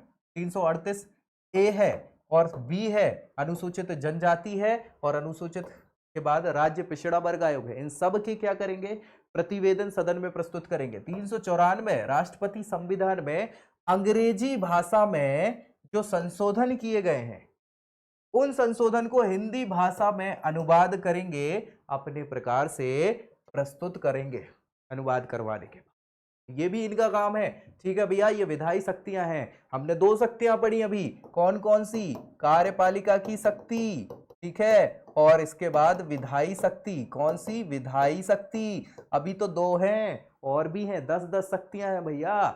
तीसरी शक्ति वित्तीय शक्ति, पैसे से संबंधित सारी शक्ति राष्ट्रपति महोदय के पास है। जी हाँ, 112 ये अनुच्छेद है, ये धन विधेयक और बाकी के जो कानून बनाए जाते हैं, बजट वगैरह पास किए जाते हैं, ये अनुच्छेद 112 यही है जिसको बजट ना बोल के वार्षिक वित्तीय विवरण कहा जाता है। बजट तो हमने कह दिया, तो जो साल भर का बजट होता है वो 112वें अनुच्छेद में बताया है, ठीक है। ये सदन में प्रस्तुत कौन करेगा, राष्ट्रपति महोदय करेंगे, ठीक है। अनुच्छेद 113, अनुदान सब्सिडी, इनकी मांग भी राष्ट्रपति महोदय क्या करेंगे, अपनी अनुमति देंगे तभी पूरी होगी। कोई भी पैसा नहीं निकाल सकते बिना इनके साइन के, है ना। पूरा काम राष्ट्रपति महोदय से ही होता है। इसके अलावा 117 का पहला मतलब सब क्लॉज 1, इस अनुच्छेद में पूर्व अनुमति से लोकसभा में ही प्रस्तुत किए जाएंगे सारी की सारी चीजों को, अनुदान से संबंधित चीजें। अनुच्छेद 117 के 3 में जो विधेयक हैं जिनके अधिनियमित किए जाने पर भारत की संचित निधि से खर्च करना पड़ेगा, ऐसे सारे के सारे विधेयक राष्ट्रपति की पूर्व अनुमति से ही प्रस्तुत किए जाएंगे, ठीक है। 267 ये अनुच्छेद 266 है जिसमें संचित निधि की बात करी गई है। अनुच्छेद 267 है, इसमें भैया बात करी गई हुई है कंटिजेंसी फंड, आकस्मिक निधि की बात करिए। तो राज्य में भारत की जो आकस्मिक निधि है, राष्ट्रपति उससे किसी आकस्मिक व्यय हेतु अग्रिम भुगतान की व्यवस्था भी करेंगे। 304 किसी राज्य के ऐसे विषय के बारे में जो व्यापार या वाणिज्य की स्वतंत्रता को प्रभावित करते हैं, राष्ट्रपति की पहले पूर्व अनुमति से ही विधानमंडल में प्रस्तुत किए जाएंगे। ये सभी पैसे से संबंधित पावर है राष्ट्रपति महोदय की, इनके बिना नहीं हो सकता है कोई भी काम। ठीक है भैया, पैसे से संबंधित। नेक्स्ट इनकी पावर है न्याय से संबंधित, न्यायिक शक्तियां इनको दी हुई हैं। तो भैया अनुच्छेद 72, अगर राष्ट्रपति महोदय को ऐसा लग जाता है, समाधान हो जाता है कि कुछ दशाओं में दंडादेश देना, ये अनुच्छेद 72 जो है ये क्या है आपको सच्चाई बताएं तो क्षमा दान करने की शक्ति है राष्ट्रपति। राष्ट्रपति क्षमा कर देते हैं बहुत सारे लोगों को, जैसे कैदी होते हैं जिन्हें मृत्यु दंड दिया हो, वो राष्ट्रपति से याचिका करते हैं कि महोदय गलती हो गई, अब नहीं करेंगे, जी लेने दो, फांसी की सजा ना दी जाए हमें, है ना। तो क्षमा करने का अधिकार भी भारत में राष्ट्रपति महोदय को है। इसी अनुच्छेद 72 के तहत अगर उनको समाधान हो जाए कि कुछ दिशाओं में दंडादेश को हम निलंबित कर सकते हैं, परिहार कर सकते हैं, कम कर सकते हैं, तो ये पूरी शक्ति भी राष्ट्रपति महोदय को दी गई है। 5 प्रकार की क्षमा याचनाएं राष्ट्रपति महोदय दे सकते हैं। कौन कौन सी है उस पर हम डिस्कस करेंगे अभी। अनुच्छेद 124 में दूसरा और 217 यह क्या करते हैं, उच्चतम न्यायालय, उच्च न्यायालय। 124 का सेकंड सब क्लॉज उच्चतम न्यायालय से संबंधित है, 217 जो है वो हाई कोर्ट से संबंधित है। इनके न्यायाधीशों की नियुक्ति राष्ट्रपति महोदय करते हैं। अनुच्छेद 143 बहुत इंपॉर्टेंट है, ये सर्वोच्च न्यायालय से संबंधित है। अगर भैया कोई सलाह मशवरा करनी हो जो संविधान पर या सार्वजनिक मामले पर निर्णय करने के लिए हो, तो भैया परामर्श मांगने की शक्ति भी राष्ट्रपति को है न्यायालय से। सर्वोच्च न्यायालय से परामर्श कर लेगा, और परामर्श करने के बाद सर्वोच्च न्यायालय ये नहीं कह सकता कि हमने तुम्हें एडवाइस दी, तुमने मानी क्यों नहीं। नहीं, ऐसी कोई यहाँ पर लिखा है सर्वोच्च न्यायालय बाध्य नहीं है, और ना राष्ट्रपति बाध्य है कि बात मानो। ठीक है भाई, ये पूरी की पूरी पावर है यहाँ पे। अब क्षमादान की बात कर ले हम, तो क्षमादान देखेंगे। ठीक है, उच्चतम न्यायालय से सलाह ले सकता है, ये हमने डिस्कस कर लिया। हाँ, क्षमादान अपराध के लिए दोषी ठहराए गए किसी व्यक्ति के दंड को क्या कर सकते हैं, क्षमा कर सकते हैं, पूरा माफ कर दिया। प्रतिलंबन यानी कि उसको लंबित कर सकते हैं, थोड़ी लेट होगा, कुछ समय बाद करवाएंगे आपकी फांसी या कुछ तो भी। ठीक है, विराम लगा सकते हैं, रोक सकते हैं, भैया रोक दो, अभी नहीं देनी फांसी। परिहार कर सकते हैं, लंबा कर सकते हैं। और दंडादेश को निलंबित करने, लघुकरण की शक्ति राष्ट्रपति को ही प्राप्त होगी। जिसमें दंड या दंडादेश जो है सैनिक न्यायालय ने दिया हो, वो पूरी शक्ति किसके पास है, राष्ट्रपति महोदय के पास। दूसरी शक्ति है दंडादेश ऐसे विषय के विरुद्ध हो जो भैया संघ की कार्यपालिका शक्ति के विस्तार का हो, तो ऐसे में भी वो कम दे सकते हैं। मृत्यु दंडादेश दिया हो उसको रोक सकते हैं, है ना। देख लेते हैं 5 प्रकार से कैसे रोकते हैं। तो भैया क्षमा कर देना सबसे पहली शक्ति है ये। इसमें क्या है, सजा या दोष दोनों को विखंडित कर दिया जाता है और अपराधी को मुक्त कर दिया जा सकता है। ऐसी क्षमा, पूरी पूरी क्षमा दे सकते हैं, जाओ जी लो अपनी जिंदगी। दूसरा है लघुकरण, ये शक्ति जो है इसमें दंड के स्थान पर क्या है, दूसरा उससे हल्का दंड दिया जा सकता है। मतलब ऐसा क्या है कि भैया जैसे अगर मान लीजिए किसी व्यक्ति को मृत्यु दंड दे रहे थे, तो मृत्यु दंड की जगह उसको कठोर कारावास में चेंज कर सकते हैं। उसको मृत्यु ना देके बोल देंगे कठोर कारावास जीवन भर चलता रहे, कोई दिक्कत। ठीक है, तो कम कर सकते हैं, लघु कर सकते हैं किसी दंड को। तीसरा है परिहार, इसमें परिहार कर देने का मतलब है दंड की प्रकृति को चेंज कर देना। यहां पर क्या करेंगे, मतलब प्रकृति नहीं चेंज करना, उसके समय को कम कर देना, परिहार कर देना। जैसे 2 वर्ष का कठोर कारावास दिया था किसी को, तो उसको 2 की जगह 1 वर्ष का कठोर कारावास कर सकते हैं। विराम लगाना, इसमें किसी विशेष परिस्थिति को ध्यान में रखते हुए क्या करेंगे, दंड को कम कर दिया जाता है। जैसे महिला वगैरह कोई मान लीजिए वो माता बनने वाली है, गर्भावस्था में है, शारीरिक अपंगता है उसमें, तो उसको थोड़ा लेट कर सकते, कम कर सकते। प्रविलंबन यानी विलंब कर देना, अस्थायी रूप से उस दंड को रोक दिया जाता है। जैसे भैया अफजल गुरु थे, उनकी फांसी को रोक दिया गया था कुछ समय के लिए, ये प्रविलंबन का मामला था राष्ट्रपति। तो ये सारी की सारी क्षमादान की शक्तियां भी अनुच्छेद 72 के तहत राष्ट्रपति महोदय को दी गई है। ठीक है, और बात करें तो समाधान की शक्ति जो है, अलग अलग सिद्धांत जो है प्रतिपादित इसके संबंध में किए गए हैं। किसी अपराधी को राष्ट्रपति के समक्ष मौखिक सुनवाई का अधिकार नहीं है। मौखिक नहीं, लिखित में आप दो। शक्ति का प्रयोग राष्ट्रपति अपने विवेक से करेगा, इसमें न्यायालय नहीं कुछ इसमें मार्गदर्शित करेगा। शक्ति का प्रयोग क्या है, केंद्रीय सरकार की सलाह पर ही किया जाएगा। केंद्र सरकार बताएगी क्या करना है। राष्ट्रपति के न्यायिक निर्णय में न्यायालय द्वारा उसी दशा में हस्तक्षेप किया जा सकता है। कैसे? जब राष्ट्रपति का निर्णय अनुच्छेद 72 के उद्देश्यों से अलग हो, तो भैया यहां पर क्या है, वो मना कर सकते हैं सुप्रीम कोर्ट या कोर्ट के, नहीं भाई ये गलत है। ठीक है, चलिए नेक्स्ट शक्तियां हैं कूटनीतिक शक्तियां। कूटनीतिक शक्तियां बहुत इंपॉर्टेंट होती है भैया। किसी भी प्रकार की अंतरराष्ट्रीय संधि हो, समझौता हो, राष्ट्रपति के नाम से ही किए जाते हैं। अंतरराष्ट्रीय मंचों पर मामले में भारत का प्रतिनिधित्व कौन करेगा? राष्ट्रपति महोदय करते हैं। और उच्चायुक्त और राजदूत जो है विदेशों में, उनकी नियुक्ति भी राष्ट्रपति महोदय करते हैं। ये कौन सी शक्ति है? कूटनीतिक शक्ति है राष्ट्रपति की। सैन्य शक्तियां, भारत में तीनों सेनाओं का प्रमुख व्यक्ति कौन होता है? हेड राष्ट्रपति ही होता है।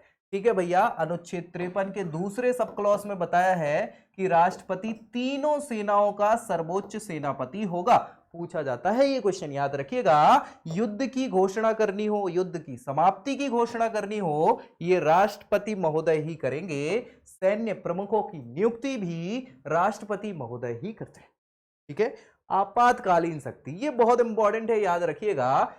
आपातकाल, ये भारतीय संविधान के भाग 18 में बताया हुआ है। आपातकाल अनुच्छेद 352 से लेके 360 तक इसमें अनुच्छेद हैं और 3 प्रकार के आपातकाल यहां पर बताए हुए हैं। एक होता है राष्ट्रीय आपातकाल, दूसरा होता है राज्यीय आपातकाल, या इसको राष्ट्रपति शासन कहा जाता है, तीसरा होता है वित्तीय आपातकाल। ठीक है, तो वित्तीय आपातकाल जीवन में आज तक कभी लगा नहीं है भारत में। ठीक है, एक बार स्थिति आ गई थी लेकिन वो नहीं लग पाया, समझदार लोग थे कुछ हमारे, उनके कारण। ठीक है, नहीं लग पाया, अच्छी स्थिति। राष्ट्रीय आपातकाल 3 बार लग चुका है और राज्यों में तो बहुत सारी बार, अलग अलग जगहों पे, अलग अलग राज्यों में आपातकाल लग चुका है। ठीक है, तो भाई भारतीय संविधान में 3 प्रकार के आपातकालों की बताई गई है। ये जो आपातकाल है ये हमने जर्मनी से लिया, वीमर कॉन्स्टिट्यूशन। ठीक है, युद्ध, बाह्य आक्रमण या सशस्त्र विद्रोह, ऐसी स्थिति में क्या है, राष्ट्रीय आपातकाल लग सकता है, जो अनुच्छेद 352 में बताया है। 42वें संविधान संशोधन से यहां पर सशस्त्र विद्रोह को आंतरिक अशांति के स्थान पर शामिल कर, पहले आंतरिक अशांति थी जिसके बेसिस पर इंदिरा गांधी जी ने 1975 में इमरजेंसी लगा दी थी आपातकाल, इस पे से, जो कि मतलब था नहीं, तो इसको हटा दिया गया 44वें संविधान संशोधन के द्वारा, उसकी जगह पे सशस्त्र विद्रोह नाम कर दिया गया। ठीक है, किसी राज्य में संवैधानिक तंत्र की विफलता अगर हो जाए तो ऐसी कंडीशन में राज्यीय आपातकाल या जिसे राष्ट्रपति शासन कहा जाता है वो लग सकता है, जो अनुच्छेद 356 में बताया है, और वित्तीय आपातकाल 360 में बताया है। ये कभी नहीं लगा है आज तक भारत में, ये 3 बार लग चुका है भारत में, और ये तो हमने बता ही दिया आपको कि अलग अलग राज्यों में अलग अलग स्थिति है। ठीक है, राष्ट्रपति किस आधार पर लगाएगा राष्ट्रीय आपातकाल? तो भैया 352 के अंतर्गत हमने चीजें समझ ली थी, यहां संशोधन कर दिया था, और राष्ट्रपति को किसी भाग में संशोधन के बाद उन्हें पता चल जाए कि किसी विदेशी आक्रमण, युद्ध या सशस्त्र विद्रोह का खतरा है, तो ऐसी कंडीशन में अगर उन्हें आशंका हो जाती है तो इस आपातकाल की घोषणा राष्ट्रपति महोदय कर सकते हैं, पूरे भारत में या किसी क्षेत्र विशेष। ठीक है, अगर कैसे लागू करेंगे ये प्रक्रिया, तो केंद्रीय मंत्रिमंडल ने इस आशय पर एक लिखित प्रस्ताव राष्ट्रपति को दिया हो, उन्हें बताया हो कि महोदय ऐसी ऐसी स्थिति हो सकती है, तब जाके तो आशंका होगी, अपने मन से तो होगी नहीं। जी हाँ, फिर 44वें संविधान संशोधन द्वारा इसमें जोड़े गए हैं कुछ चीजें। ठीक है, दोनों सदनों ने आपातकाल की घोषणा का प्रस्ताव विशेष बहुमत से अलग अलग पारित किया हो तो लगा सकते हैं। यदि लोकसभा विघटित हो तो जब भी आहूत होगी फिर से, तो 30 दिन के भीतर उसकी अनुमति आवश्यक होगी। 44वें संविधान संशोधन में ये सारे संशोधन किए गए थे। पहले क्या स्थिति थी कि राष्ट्रपति क्या कर सकता था, 2 माह तक यह उद्घोषणा कर सकता था, 2 माह तक बिना किसी चेंज के ये काम हो सकता था। उसके बाद संसद की अनुमोदना पर 6 माह और उसके बाद स्वयं समाप्त हो जाएगी। यानी अधिकतम अगर आप आपातकाल लगाना चाहें तो राष्ट्रपति ने उद्घोष किया 2 महीने, फिर संसद से पारित कराया 6 महीने, और उसके बाद 6 महीने खत्म होंगे और फिर पारित नहीं होगा तो खत्म।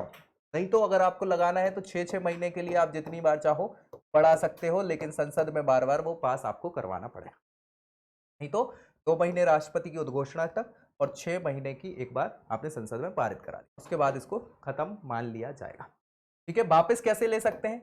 या तो वो 6 महीने बाद पास ना हो या राष्ट्रपति मना कर दे, उद्घोषणा से वापस ले ले राष्ट्रपति जैसे उन्होंने बताया था, तो या 14 दिन पूर्व सूचना पर राष्ट्रपति या स्पीकर क्या कर ले, यहाँ पर साधारण बहुमत के द्वारा उसको पारित करवा दे कि भैया आपातकाल समाप्त हो गया। तो ठीक है, यहाँ पर 1/10 सदस्य यानी 10वां भाग जो है, इतने सदस्यों का समर्थन इसमें होना चाहिए इसको वापस लेने से पहले। ठीक है, और अगर मान लीजिए 6 महीने की स्थिति के बाद इसमें दोबारा फिर से नहीं लाया गया तो भी स्वतः समाप्त हो जाता है। तो 3 प्रकार से ये समाप्त हो सकता है आपातकाल।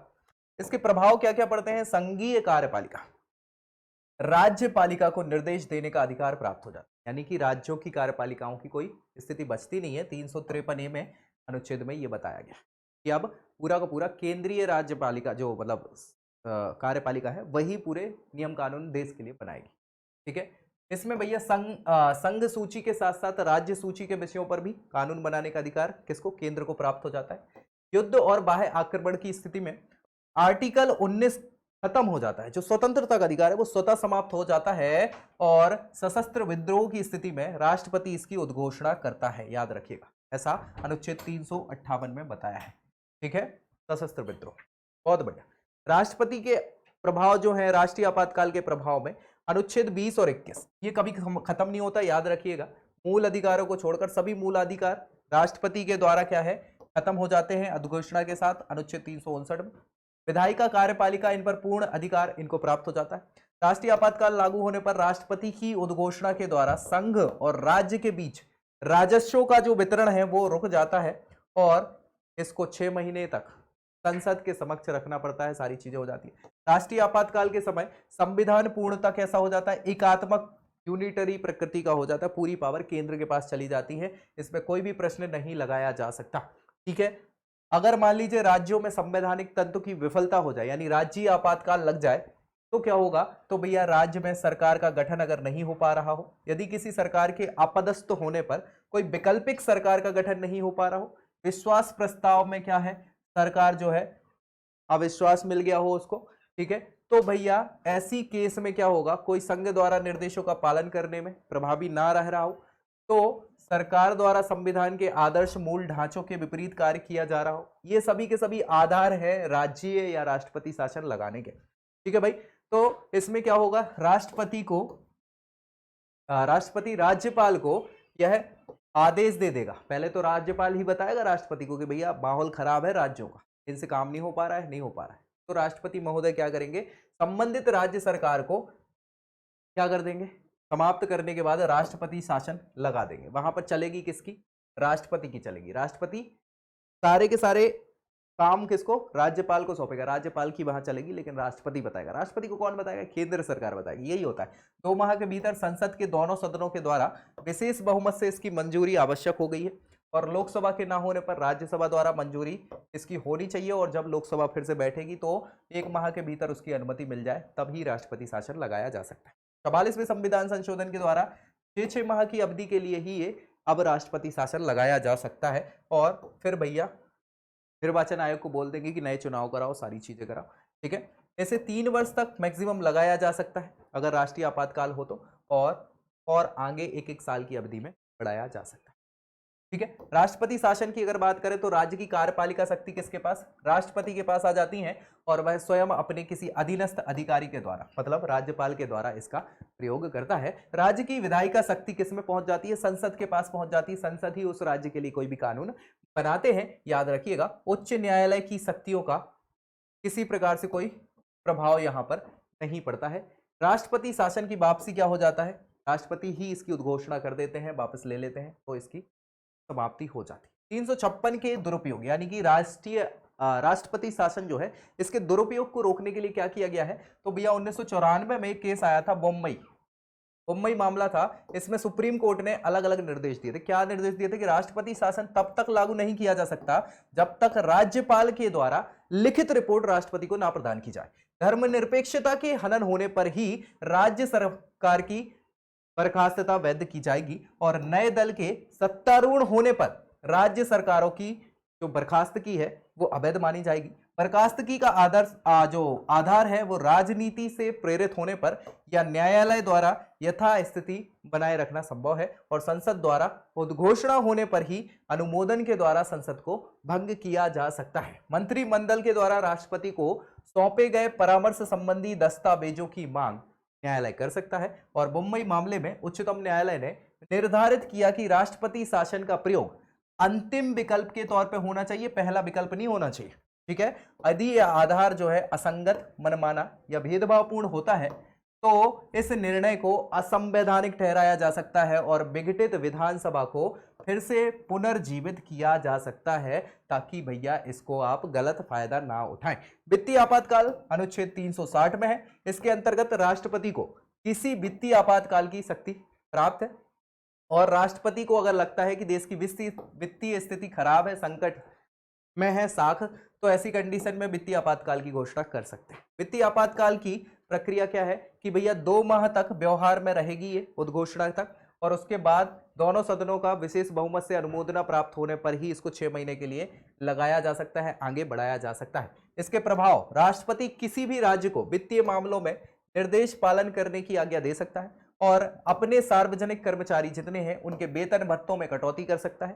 साथ ही साथ यहां पर आदेश पारित कर सकता है कि राज्य मंडलों के जो भी वित्तीय विधेयक हैं उनको विचार हेतु रखे जाए, पारित नहीं किया जाएगा। इस दौरान राष्ट्रपति उच्चतम और उच्च न्यायालयों के वेतन भत्तों में भी कटौती कर सकता है। सारे लोगों के पैसों में कटौती हो जाती है क्योंकि पैसों की तो समस्या है। अन्य शक्तियों में बात करें तो ये वीटो शक्ति है, बहुत इंपॉर्टेंट शक्ति है। राष्ट्रपति किसी भी विधेयक पर अनुमति देने से मना कर दे, बिल्कुल कर सकता है, उसे उपयुक्त नाम दिया जाता है। जब राष्ट्रपति 2 विधेयकों पर इस वीटो का प्रयोग किया तब जाके 1954 में पैप्सू ये विनियोग विधेयक हुआ करता था। राजेंद्र प्रसाद साहब ने इस पे क्या किया था, अपना वीटो लगाया था। 1991 में सांसदों के वेतन भत्तों और पेंशन संशोधन विधेयक में आर वेंकटरमन साहब ने यह वीटो पावर यूज करी थी। वीटो पावर 3 प्रकार की होती है ना। वीटो, एब्सोल्यूट वीटो जिसको कहते हैं, एब्सोल्यूटली मना कर दिया इन्होंने, एब्सोल्यूट वीटो। ठीक है, सो ये एब्सोल्यूट वीटो की बात करी जा रही है, 2 बार यूज किया गया है इसको। दूसरी है आपकी निलंबनकारी वीटो, सस्पेंशन वीटो जिसको कहा जाता है। जब राष्ट्रपति संसद द्वारा जो विधेयक हैं उनको एक बार पुनर्विचार के लिए भेज दे, वापस कर दे, तब ऐसे वीटो को हम बोलते हैं क्या, निलंबनकारी वीटो। लेकिन यहाँ समस्या यह है कि अगर मान लीजिए संसद ने वापस से सेम टू सेम वही विधेयक पारित कर दिया तो फिर राष्ट्रपति महोदय को साइन करने ही पड़ जाते हैं, याद रखिएगा। ठीक है, इसके अंतर्गत अगर हम बात करें तो बहुत सारे विधेयक में ऐसा होता है, कई बार जब मान लीजिए लोकसभा भंग हो रही हो या चेंज हो रही हो तो ऐसा काम किया जाता है। तीसरी और आखिरी वीटो है जेबी वीटो, जिसे पॉकेट वीटो कहा जाता है।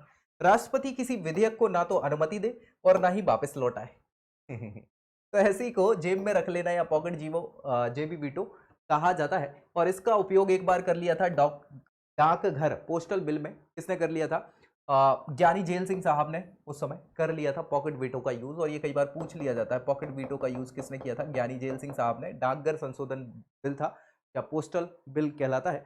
ठीक है, उस समय जो सरकार थी वो राजीव गांधी जी की सरकार थी, हालांकि 2-2.5 महीने बाद इन्होंने पास कर दिया था उसको। ठीक है, तो ये सारे के सारे वीटो हैं जो हैं राष्ट्रपति के त्याग पत्र की बात करी दे तो राष्ट्रपति मान लीजिए अपना त्याग पत्र देना चाहता है तो किसको देगा, उपराष्ट्रपति महोदय को अपना त्याग पत्र देगा।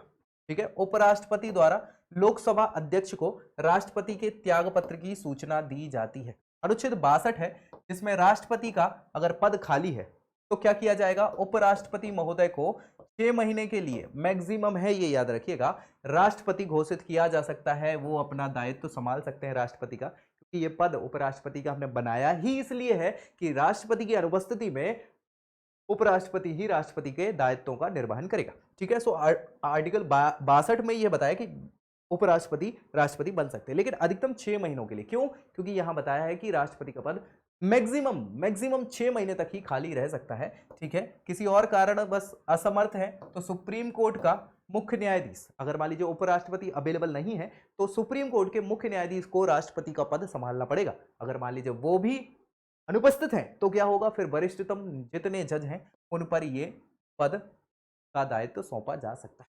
ठीक है, सो सुप्रीम कोर्ट के मुख्य न्यायाधीश उपलब्ध नहीं है तो सुप्रीम कोर्ट के अन्य वरिष्ठ न्यायाधीश ये पद संभाल सकते हैं। अभी तक सर्वोच्च न्यायालय की एकमात्र मुख्य न्यायाधीश रहे हैं जिनका नाम है मोहम्मद हिदायतुल्लाह साहब। ये राष्ट्रपति का दायित्व संभाल चुके हैं, याद रखिएगा। राष्ट्रपति पद की रिक्ति पर राष्ट्रपति के कार्यालय की समाप्ति के साथ ही नए राष्ट्रपति के चुनाव का कार्यकाल समाप्ति से पूर्व कर लिया जाता है और नए राष्ट्रपति के चुनाव में किसी प्रकार की देरी नहीं होती है वैसे तो, लेकिन अगर हो जाए तो भैया पुराना राष्ट्रपति ही तब तक कार्यभार संभालता है। तो अभी तक के राष्ट्रपति महोदय कौन कौन रहे हैं, क्या रहे हैं, ये भैया इंपॉर्टेंट है, कई बार क्वेश्चन पूछ लिए जाते हैं। सबसे पहले राष्ट्रपति महोदय भारत के डॉक्टर राजेंद्र प्रसाद साहब रहे। इनका कार्यकाल 26 जनवरी 1950 से शुरू माना जाता है और अंतिम तिथि 13 मई 1962 को इन्होंने ये अपना 12 सालों का लंबा कार्यकाल जो है ये गुजारा है। पहले राष्ट्रपति महोदय, पहले ऐसे राष्ट्रपति हैं जिन्होंने 2 बार राष्ट्रपति पद संभाला है। डॉक्टर सर्वपल्ली राधाकृष्णन ये पहले उपराष्ट्रपति महोदय रहे हैं और दूसरे राष्ट्रपति महोदय हैं। 13 मई 1962 जब इन्होंने पद खाली किया था तब ये महोदय राष्ट्रपति बन गए थे। 13 मई 1967 एक बार का कार्यकाल इनका रहा है। भारत के दूसरे राष्ट्रपति बने थे, पहले उपराष्ट्रपति महोदय थे।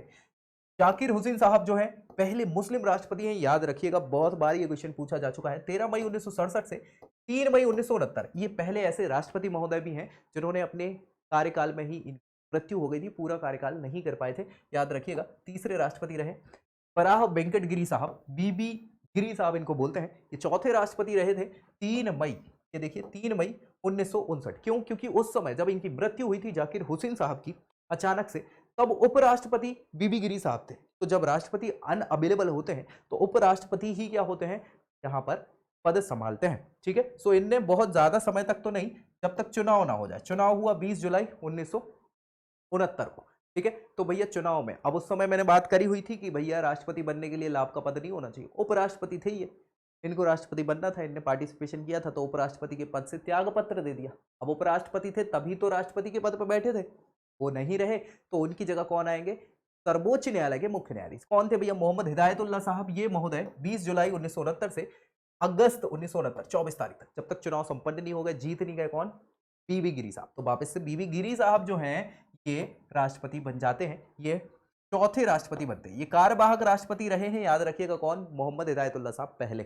ठीक है भैया, याद रखिएगा। 1974 तक 24 अगस्त को ये फिर रिटायर हो जाते हैं। इसके बाद फखरुद्दीन अली अहमद साहब जो हैं ये राष्ट्रपति बनते हैं 1974 24 अगस्त, और ये भी आकस्मिक मृत्यु की हो जाती है कार्यकाल के समय ही। 1977 में भारत के 5वें राष्ट्रपति थे, तो उस समय बीपी जत्ती साहब, बीडी जत्ती साहब जो है वो क्या है, वो बनते हैं राष्ट्रपति 11 फरवरी 1977 से 25 जुलाई 1977 तक। ठीक है, मैसूर के मुख्यमंत्री थे, लेकिन अहमद साहब की मृत्यु के बाद राष्ट्रपति के रूप में वह चुन लिए गए थे। फिर इसके बाद नीलम संजीव रेड्डी ये बने थे भैया 25 जुलाई 1977 से 1982 तक। ये निर्विरोध चुने जाने वाले पहले राष्ट्रपति हैं, याद रखिएगा, पूरे भारत के, है ना। हाँ, कब है? छठे राष्ट्रपति बने थे। इसके बाद ज्ञानी जेल सिंह साहब, ये भैया 7वें राष्ट्रपति है 25 जुलाई 1982 से 25 जुलाई 1987, पूरा 5 साल का कार्यकाल किया है ना। 7वें राष्ट्रपति और कांग्रेस पार्टी के सदस्य तो थे ही। आर वेंकटरमन साहब, रामास्वामी वेंकटरमन, ये भैया याद रखिएगा 25 जुलाई 1987 से 25 जुलाई 1992 तक भारत के 8वें राष्ट्रपति रहे और एक बहुत बड़े पेशेवर राजनीतिज्ञ और वकील भी रहे हैं, ये याद रखिएगा। शंकर दयाल शर्मा, ये भोपाल से थे, मध्य प्रदेश के थे, है ना। 9वें राष्ट्रपति रहे हैं 25 जुलाई 1992 से 25 जुलाई 1997, 5 साल 9वें राष्ट्रपति थे। भारत के राष्ट्रीय कांग्रेस पार्टी के सदस्य तो रहे ही हैं। फिर भैया के आर नारायणन साहब रहे। ठीक है, कोचरिल रमन नारायणन साहब 25 जुलाई 1997 से 2002 तक ये भारत के राष्ट्रपति रहे हैं। भारत के 10वें राष्ट्रपति रहे हैं और राजनयिक तो थे ही। ठीक है, एपीजे अब्दुल कलाम साहब, कौन नहीं जानता भैया इनको, 11वें राष्ट्रपति महोदय रहे हैं हमारे 25 जुलाई 2002 से 25 जुलाई 2007। ठीक है, 11वें राष्ट्रपति और बहुत ही महान वैज्ञानिक थे। इसरो, डीआरडीओ संगठनों में इन्होंने काम किया है। प्रतिभा देवी सिंह पटेल साहब, ये पहली महिला राष्ट्रपति हैं भारत की। 25 जुलाई 2007 से 25 जुलाई 2012 तक इनका कार्यकाल रहा है। 12वीं राष्ट्रपति थी और पहली महिला राष्ट्रपति इनको कहा जाता है। फिर भैया प्रणब मुखर्जी आए, प्रणब दा साहब, ठीक है, 25 जुलाई 2012 से 2017 भारत रत्न इनको दिया जा चुका है। 13वें राष्ट्रपति थे, कांग्रेस पार्टी के वरिष्ठ नेता हुआ करते थे, ठीक है। रामनाथ कोविंद साहब हमारे अभी लास्ट राष्ट्रपति यही थे, ठीक है भाई, 2017 से 2022 तक 25 जुलाई के राष्ट्रपति रहे हैं, 14वें नंबर के, और पहले बिहार के राज्यपाल रहा करते थे। अभी फिलहाल में वर्तमान में राष्ट्रपति महोदया जो हमारी हैं वो द्रौपदी मुर्मू जी हैं, ये महिला राष्ट्रपति है, दूसरी और पहली दलित महिला राष्ट्रपति है। 25 जुलाई 2022 से इनका कार्यकाल स्टार्ट हो गया है और ये पूरा करेंगी अपना 2027 तक, 25 जुलाई को, ठीक है ना भाई। तो इसी के साथ भैया हमने पूरी बात कर ली राष्ट्रपति की, तो भारत के राष्ट्रपति रहे हैं, सारी डिस्कशन हमने इससे संबंधित कर लिया। अभी भी कुछ डाउट्स अगर आपके बचते हैं तो जरूर कमेंट करिएगा, दोस्तों पे शेयर करना बिल्कुल मत भूलिए इस वीडियो को, और अच्छी लगी हो तो लाइक जरूर करिएगा। चैनल भी सब्सक्राइब करना है ताकि पूरी की पूरी जानकारी आपको यहीं एक ही चैनल पर मिल जाए। चलेंगे अगले वीडियो में अगली जानकारी के साथ, तब तक के लिए